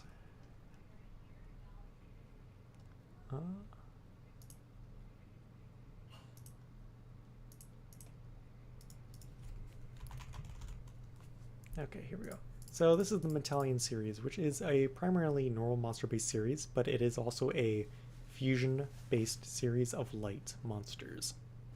All based around imaginary actor and just fusion summoning. Very simple as that. It has a lot of utility, has a lot of different forms, a lot of different fusions, a lot of good support traps. Though majority of the deck is normal monsters, it does thrive off the fusion cards and off the cards that the value that these high level monsters do. So I think that it is probably still a very highly rated deck. What is wrong with my thing? So I would probably rate it a B tier. The next category is Magical Knights. We do have a few Magical Knights. Number 500 admittedly is nice to look. It is. We don't need it on everything though. We really don't. We really don't. We don't. Magical Knights, there's not much here to say for them. They're kind of all over the place. The materials for them don't really have much correlation. The strategies that they make, once again, don't have much of connection. I'll probably put that like below a Muzi. Now, that's why Konami loves using the value. Heck yeah. Now, on the other hand, High Dragons. Holy... Can High Dragon... I know we just got like... I know we just got like a dragon card for this. Where is it? Okay, effects... Oh my goodness, because I'm using the wrong list. Devil Twin Dragon, right. High Dragon, dear lord, I hate this deck. This is the only main deck card that mentions High Dragon, but the High Dragon monsters are basically all just like very abusive, very strong monsters that can attack on their own, do a lot. The materials are all very connected, they all support one another, they are all part of the Giaz archetype. But then this is the main part of the deck, which is what I'm going to be rating it on, which is Full Moon Dragon Umbral Lancer F. Send one card to your hand in the grave, summon a High Dragon to the grave, or add one fusion. With very simple materials, this card can just help the deck thrive. It can easily just like bounce you back from any situation. It is very disgusting. So, and what I'm considering this as a theming, but in case... The level 4 is insane. It is very disgusting. It locking you out of High Dragons doesn't really mean much, or locking you with just High Dragons doesn't mean much. But High Dragons I would rate. Well, the thing is like High Dragon itself is very mid, but you know, as of right now, let's just put this in like high D tier, because like the theme does exist. It just doesn't have much to it besides Umbral Lancer. Medicine, Chemical Cure. I've still yet to make a new deck profile for Chemical Cure. Chemical Cure is a deck based around blue, red medicine, gain life points, mill cards, gain the cards to hand, discard them, draw more cards. Simple strategy, straightforward. Nothing much to say. Simple strategy, though it's like it doesn't have much going for it. I will put it in D for right now. This is Hero of the East, I believe. Hero of the East and Misaki. Yes, this is Hero of the East and Misaki. So basically, it's a very simplistic fusion deck between these two cards. And Aromages and Rush. Heck yeah. Yeah, there isn't much correlation between the two besides the fusion monsters, but you know, it's still there. It's still there. It's I'll put it in like lower tiered since it doesn't have much support besides of the big support that's coming up. Either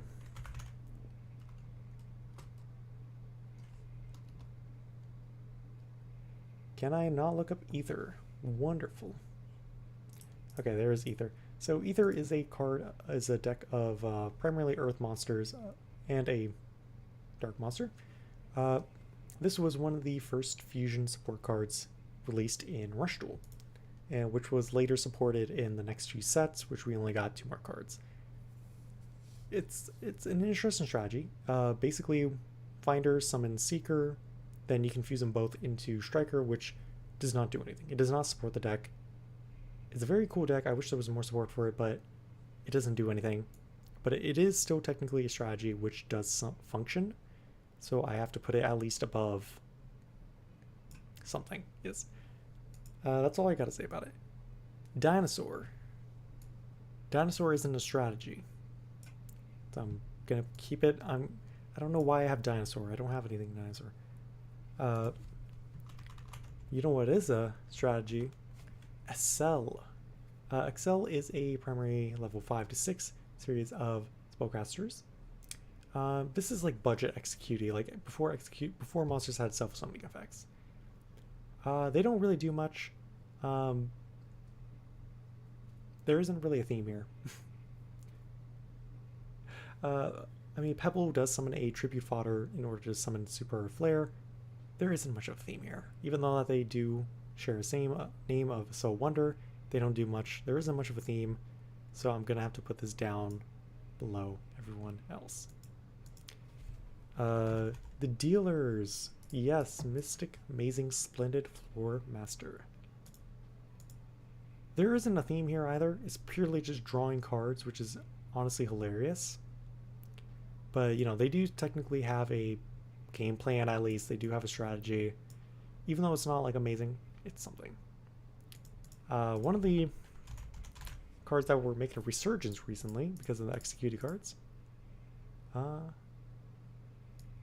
Oh yeah, they still need to reprint the other sorcerers, you know. We have the Upstart Goblin support cards, which is Startup Goblin, Unfulfilled Goblin, Upstart King Rex, and Hyper King Rex.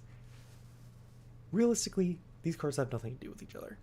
The theme is non-existent. They just have bonus effects if you have Upstart Goblin in the grave. Even then, you don't need them. You don't need Upstart Goblin. They all have decent effects. So I'm going to put this in mid. I'm going to put this in, like, at least there is a strategy there. It just doesn't exist. Fallow. Okay, this is the Foul series, which is primarily 3 cards of Light Fiend monsters, where the entire theming is just summoning each other into a fusion monster, which summons more. It's a very small theme. It's a very easy theme. It was one of the first few fusion monsters released into Yu-Gi-Oh! Or Rush Duel. The theming exists. It's not much, but I will put it in D tier since the theme exists. It just doesn't do much. I'll probably put that below Ladybug. Okay, this is a weird one. This is Computer Cybers. So basically what makes this different is the series of cards this was made for are based around computer technology and coding.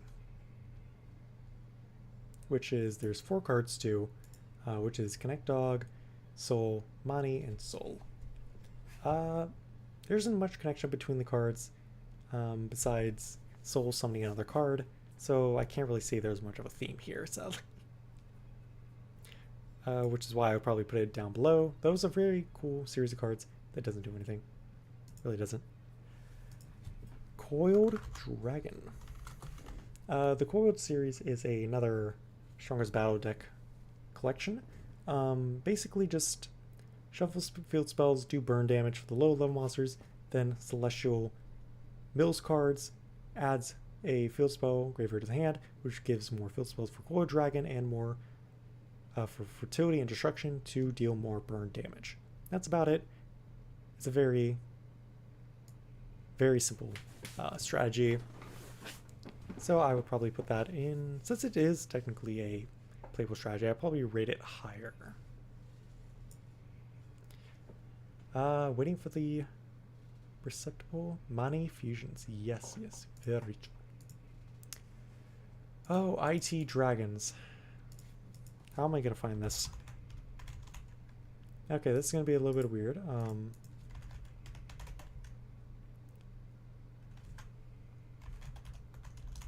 Red boots. QWERTY. Okay, so IT Dragon is a deck of light dragon monsters. If I can find them all. Update Wyvern, you. This is another new series of cards from Go Rush, which basically just revolves around light machine monsters and a dark machine monsters. Dragon.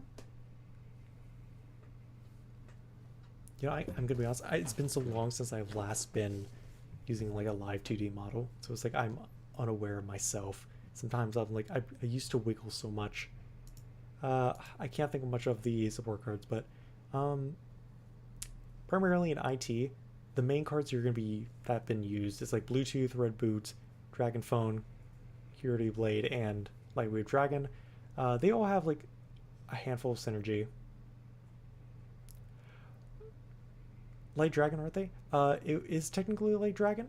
IT Dragon does have Red Boot boost on it, which is kind of like the weird off card of the deck.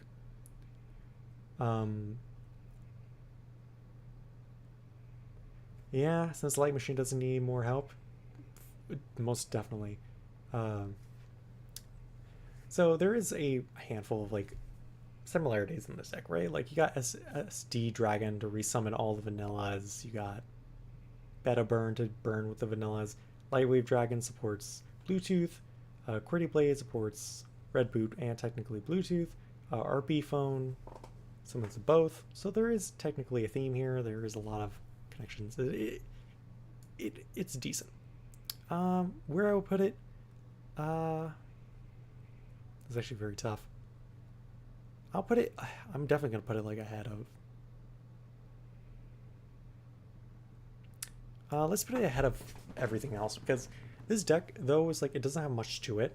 Like, I believe that this is probably the most cards I know out of it, because she didn't get any cards until her Strongest Battle deck. Even then, she got very few cards. Yamu got a very few cards. It's very sad. This one I actually need to copy my Discord thing tab, because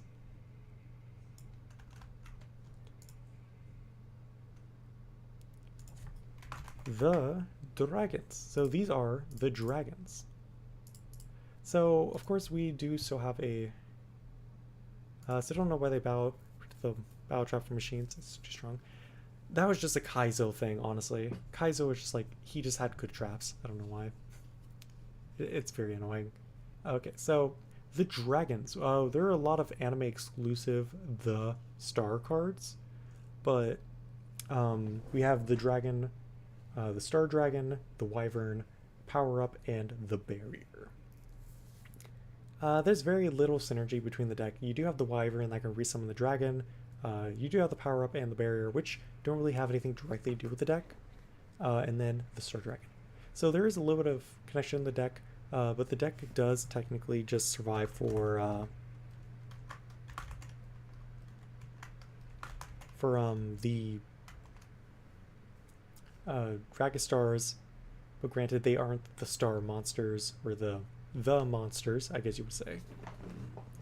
So it's a very vague choice, but you know, hopefully they do print more of these. Until then, I don't know where to rank this, but there's very little synergy, if any. So I'll probably rate it very lowly. This is one of my favorite. This is the long, like what I waited very long for is Talismanic. So Talismanic originally started as Talismanic Sakuzu and Seal Array. After a while, we eventually did get Talismanic Warrior Karatak into Dogma, later getting Shitome, Migame, sorry if I'm butchering these names, into the most recent card is Kuzuwa. This is actually one of the first few decks which is not 500 defense. A bunch of warrior monsters, different attributes with 1000 attack and defense. And then, you know, just fusion monster with 2500 attack, 600 defense. Is there a theme here? Somewhat. Majority of them do trigger while you either control another warrior or while you control a monster with 1000 attack and defense, which is also warrior. Unless you're the dog, then you don't care. And the entire theme of this is just having multiple numbers of the Talismanic Warriors engraved to boost the effect of Kuzuwa more, or just, you know, be sage, I guess. So there's like a lot of synergy in this deck. It actually is pretty. I waited so long for this. I still have yet to build it, but I do love it. But I will put it on in B tier as it does just have a basic strategy. And it works. It works as a strategy, yes. Hand looping thunder monsters. Okay, this is gonna be a bit weird, so hold with me. Stay with me. So I believe this is like the. Okay, this is like the base of it. Migane. That's very true. He is very good in that deck. I've seen him firsthand in a lot of decks. He is a very good card. And I heavily respect people for playing him. So this was released with the other Thunder cards. Basically just a bunch of cards that want to control the amount of cards in your opponent's hands. Thunder Gazelle was actually in the most recent set, I believe. Just control the amount of cards in your opponent's hand, and that's about it. And they gain additional effects equal to the number of cards taken out. So this is a very simple theme. There's not much to it. They don't really support each other besides abusing your opponent's hand, though it is technically more of a theme than most other cards, which I would be willing to put at a lower B to C tier as just functional, and it has the theme. Alright, you're going to see me simp hard for this. Star Knight. So, Star Knight was actually one of the, I believe, one of the first non-anime based decks we've gotten in Rush Duel, if I'm correct. Majority of these were printed in Strongest Battle Deck as just a random feed card, or in promotional cards like I believe Penlan was a promotional card. I think Absol was a promotional card. I think so. So the entire theme of this deck is level manipulation and just basically it. Battle position changing and level manipulation, with the main card Evil Star Beacon, which summons the level 6 and the level 4, which equal to level 10. Then you have Flawless, which basically just shuffles 3 monsters in type. It's level 5 or 6 normal monster, which is him. Chirin makes level 5 or higher fiend, gain piercing, yada yada. Absolute Knight, level 5 or higher monster in the field, changes position, and then gains attack. Yes, they were one of the first series of game exclusive cards. Love them. I do too. I'm ashamed that they stopped. And then there was also Palin, which just basically increases the level of a monster on your field, which is why you would change Nessus a level up, so now he's level 5. You can trigger the effect of all the others. So they got a very good game plan. They are actually a very solid archetype of cards. They all really do support each other. They just don't do it well. It is just a damn shame that they really lost out on getting more support, really. I love this series, I do. Yeah, with it, I'll put it in mid. I think that's mid-C. I can't tell anymore. Put it in mid-C. It's a very decent deck. It does what it does it decently, does it well. Can't really complain. Here's a series that I put in exclusively for the artwork, is Rice Terra. They don't have a theme, I'm gonna be honest. It's a cool deck. It's a cool series of cards. They don't have anything for them yet besides being Aqua Water and being called Rice Terra. They do bully normal monsters. They don't really do much else. They aren't a theme yet, which is very sad. I do love the Rice Terra. I hope the Legend Focus packs will also give support to the other series. Same. With the Legend ruling coming out, I could see like Legend monsters getting a lot more support. You know, just speaking of Legend monsters, let's just do this. Millennium Shield. Millennium Shield actually has a few anime exclusives. But a majority of the cards that we do have printed is Central's Wooden Sword, Decade Mythic Sword, and then a few random fusions. So I would more like, I'm just gonna like put this in like D. It exists. It's not amazing. Rich Duel seems to have improved a lot in card design philosophy there. We're making a lot of archetypes that usually do something cool together, but then really give a lot of legacy support. Yes, that is the issue. Yeah, legacy support isn't really Rush Duel's forte unless like you're a main character. Legacy support just won't exist. You know, unless like you're TCG, OCG, then you're like Digital Bugs and Trimid. You get supports, what is it, like 8 years later after printing? Yeah, legacy support is definitely something that needs to be addressed in Rush Duel, because look at all these like cool themes and all of this. Majority of them are dead because just legacy support doesn't exist.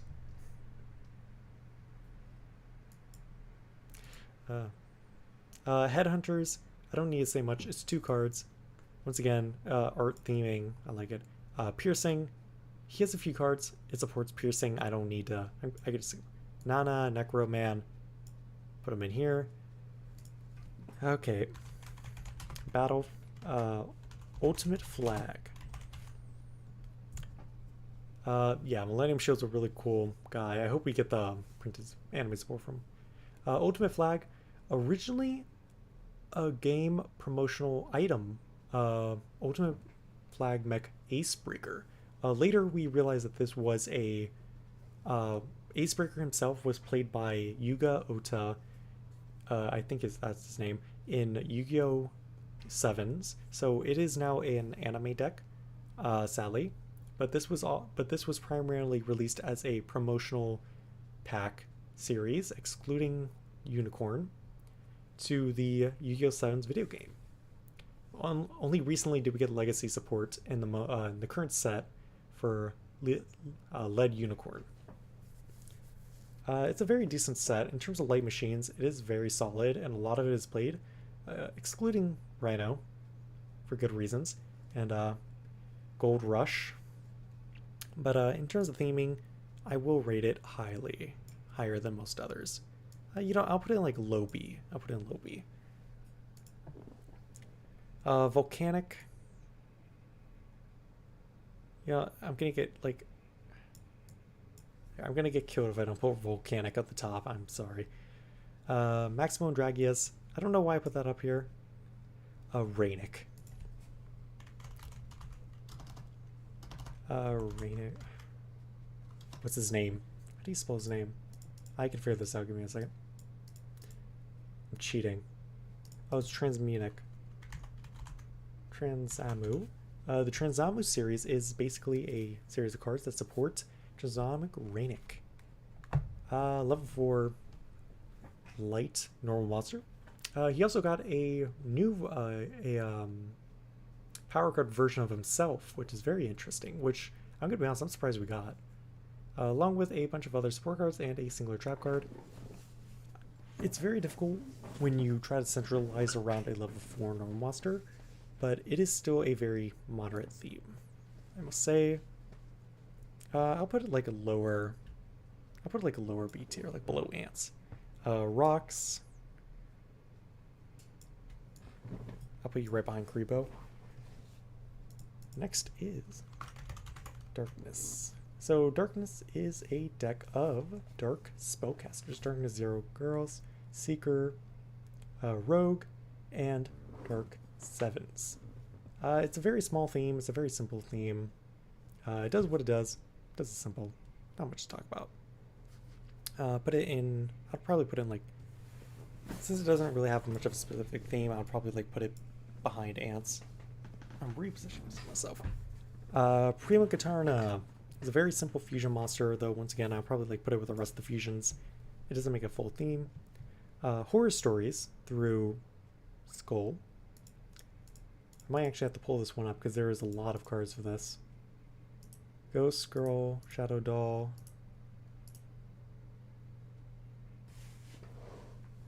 Half Body.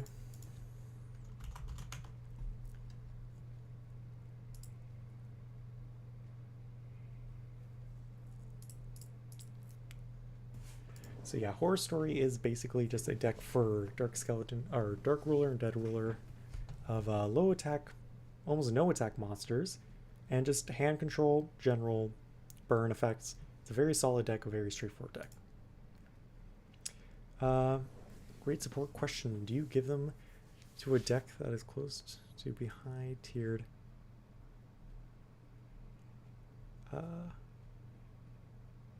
Oh no, you just give it to the same deck, but 10 times over.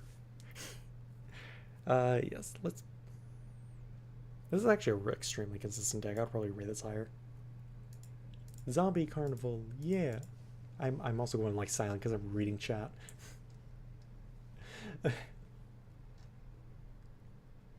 Oh man. I'm gonna be honest, I'm surprised this went on for so long,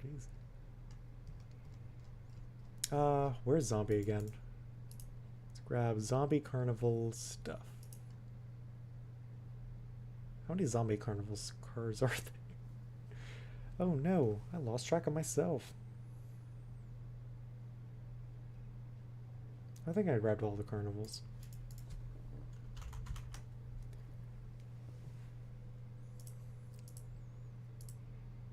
Okay, so this is Zombie Carnival, which is a very small package, but you know, it's still decent. You have the main zombie. Zombie sign.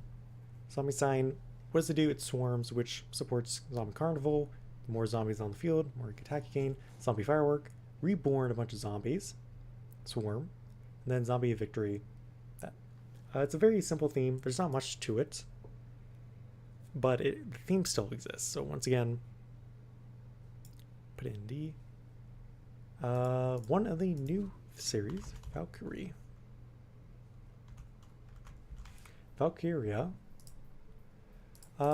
This is only 3 cards so far, so the Valkyria cards I have not seen in action. Who knew trying to read every card in the game would take a while? Hey now, that's not true. We didn't talk about Max Raider yet. Yeah, that's not a card. Magician's Valkyrie. It only recently got support cards. I have not seen... Really? Is it really solid? I have not seen the new cards in play, but I can assume that a Reborn card for any level 4 spellcaster is pretty good.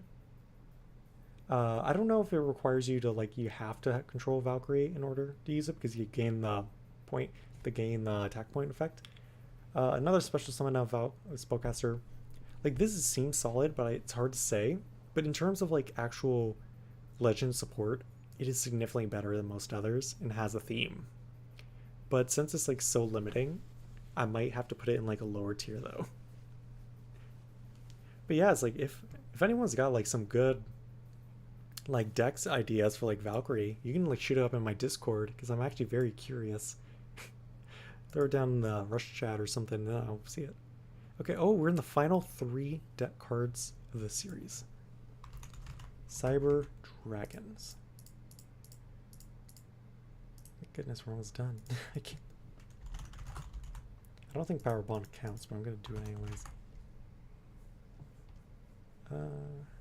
Cyber Griffin. Basically, you just need Valkyrie to get... Oh, good, okay. I thought it was, like, mandatory.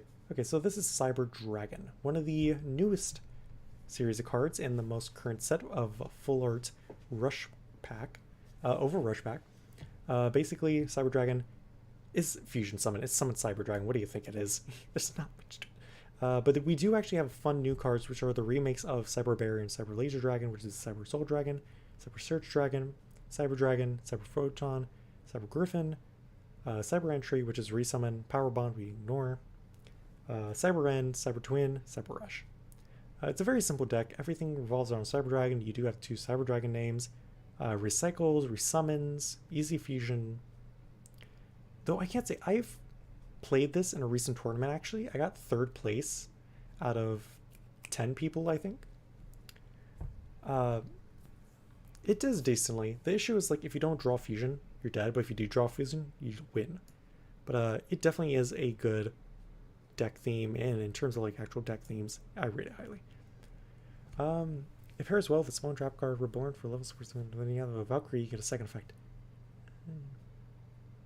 Cyber Search sucks. It doesn't suck that bad. Think of it like this.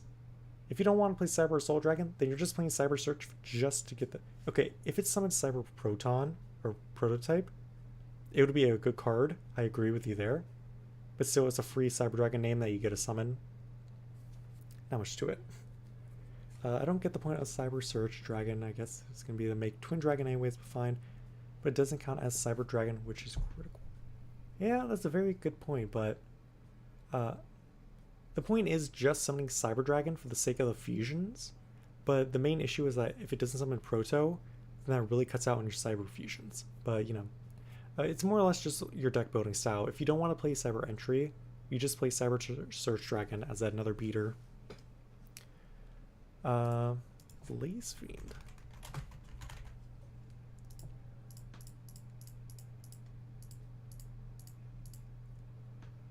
Okay, almost there.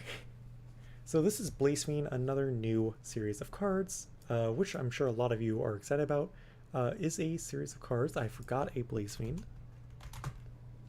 Which one did I forget? I think I forgot this one. Holy. Okay, so Blaze Fiend is basically a Fire Fiend maximum deck. Centralized around maximum summoning and bouncing Fiend monsters back to your hand and summoning out more Fiend Fire attributed maximum monsters. But with the additional effect of maximum monsters actually have an effect outside of maximum mode. This is actually good maximum. Let's go. I know, right? That's what I was saying is like, that's why I wanted them to give us the anime spell for Overlord, because it's like it doesn't do much. The fact that you get to just reveal level 10 in your hand, add it back to any 2 light machines or any 2 machines back to your graveyard or hand really helps the maximum, but we don't have it yet. But they give us this. Anyways, I play this deck a lot. I appreciate the idea of purely level 10s and purely level 4s and the bouncing effect. Corruption is a really good card. Gets back your fiends. You gets rid of fiends to activate Raging Guide. Resurrection is a terrible card. I don't know. I don't care who you're talking to. Resurrection is not being played. You're not playing Resurrection, okay?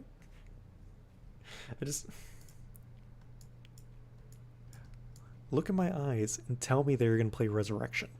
No one is going to play Resurrection. The secret was non-vanilla maximums? Yes. That is exactly what it is. You do. The fact that they gave them effects is what made them good. I have to constantly readjust myself. I'm not used to this. This is honestly a really tough, because in terms of like archetypes, this is gonna be the first maximum. This is not gonna be in D tier. Oh wait, that's the C tier. I'm gonna give them the benefit of a doubt. Put them in at least low B tier, because like they have a functional archetype. I just have to see them in play more to understand is like how good they're gonna be good. I'm gonna play Resurrection.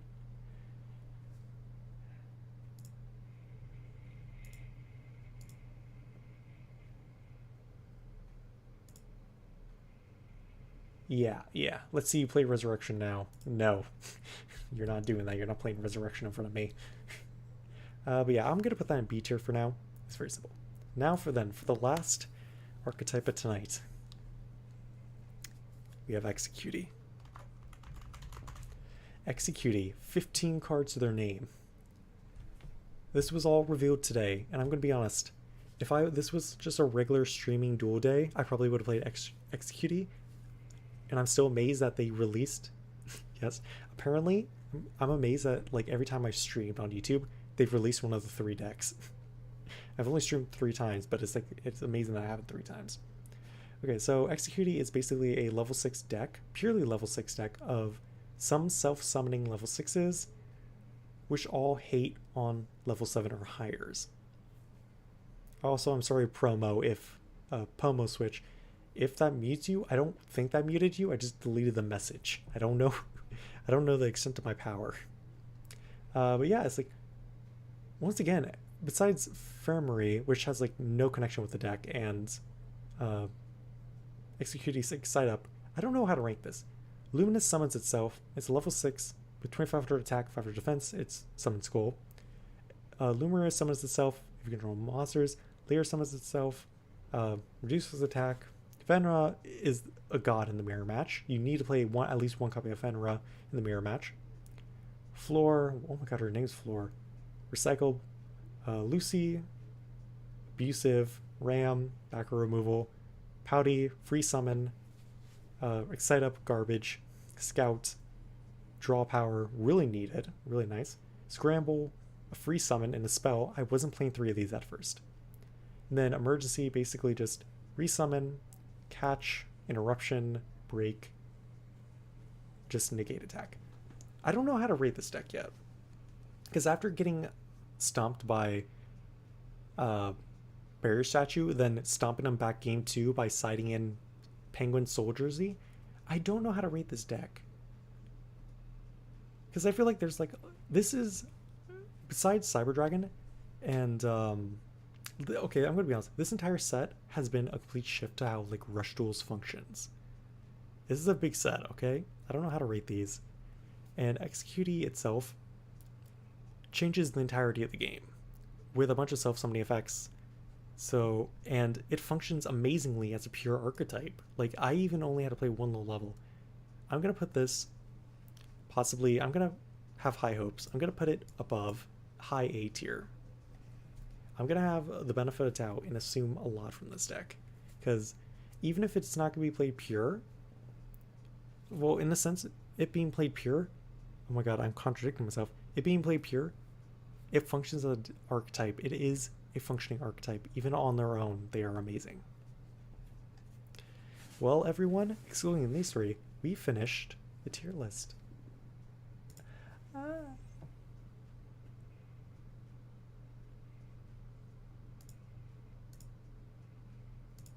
I'm gonna be honest, we did it. How long was that? How long have I been streaming?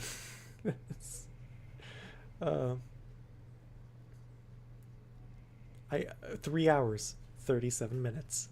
We've rated every archetype in Rush Duel.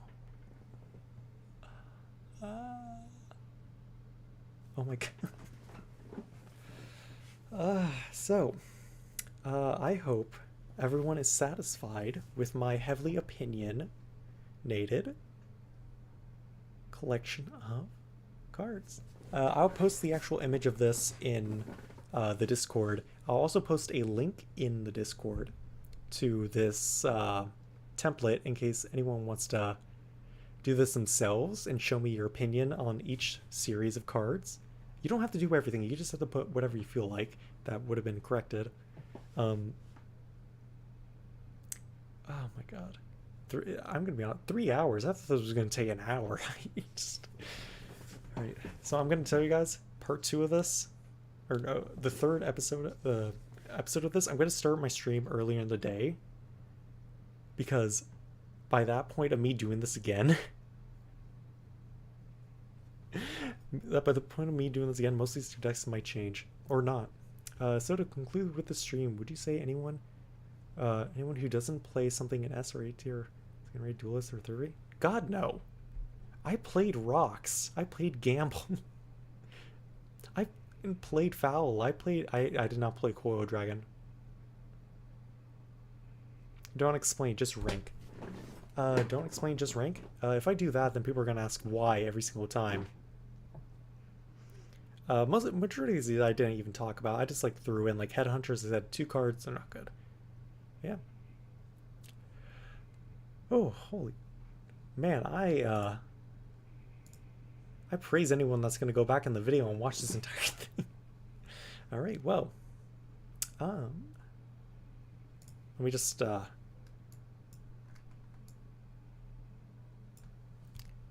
first time I actually have to look at a camera.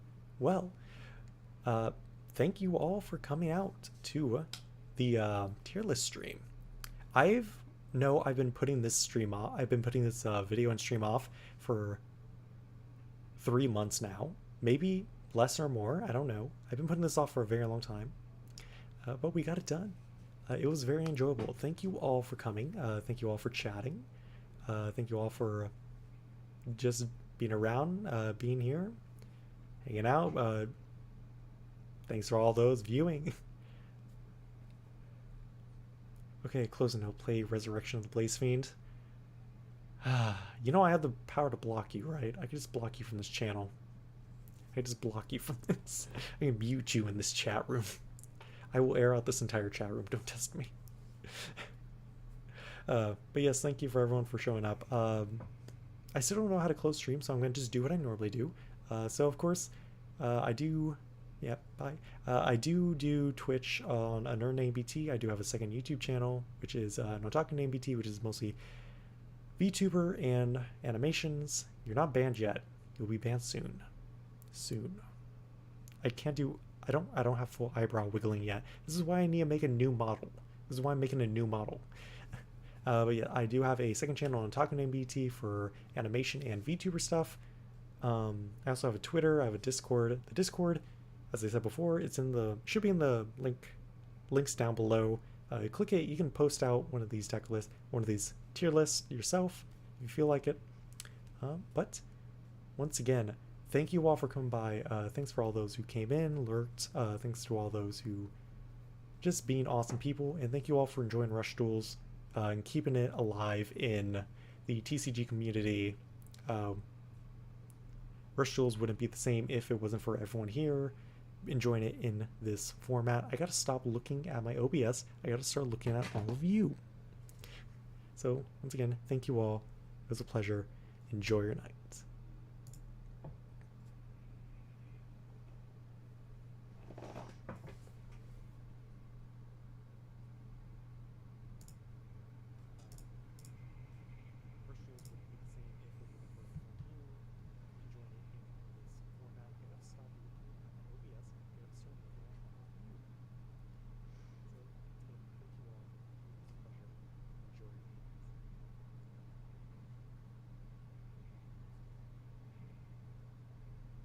Alright, you know what? I didn't stop streaming yet, huh? I didn't click the stop. I clicked stop recording. Fuck.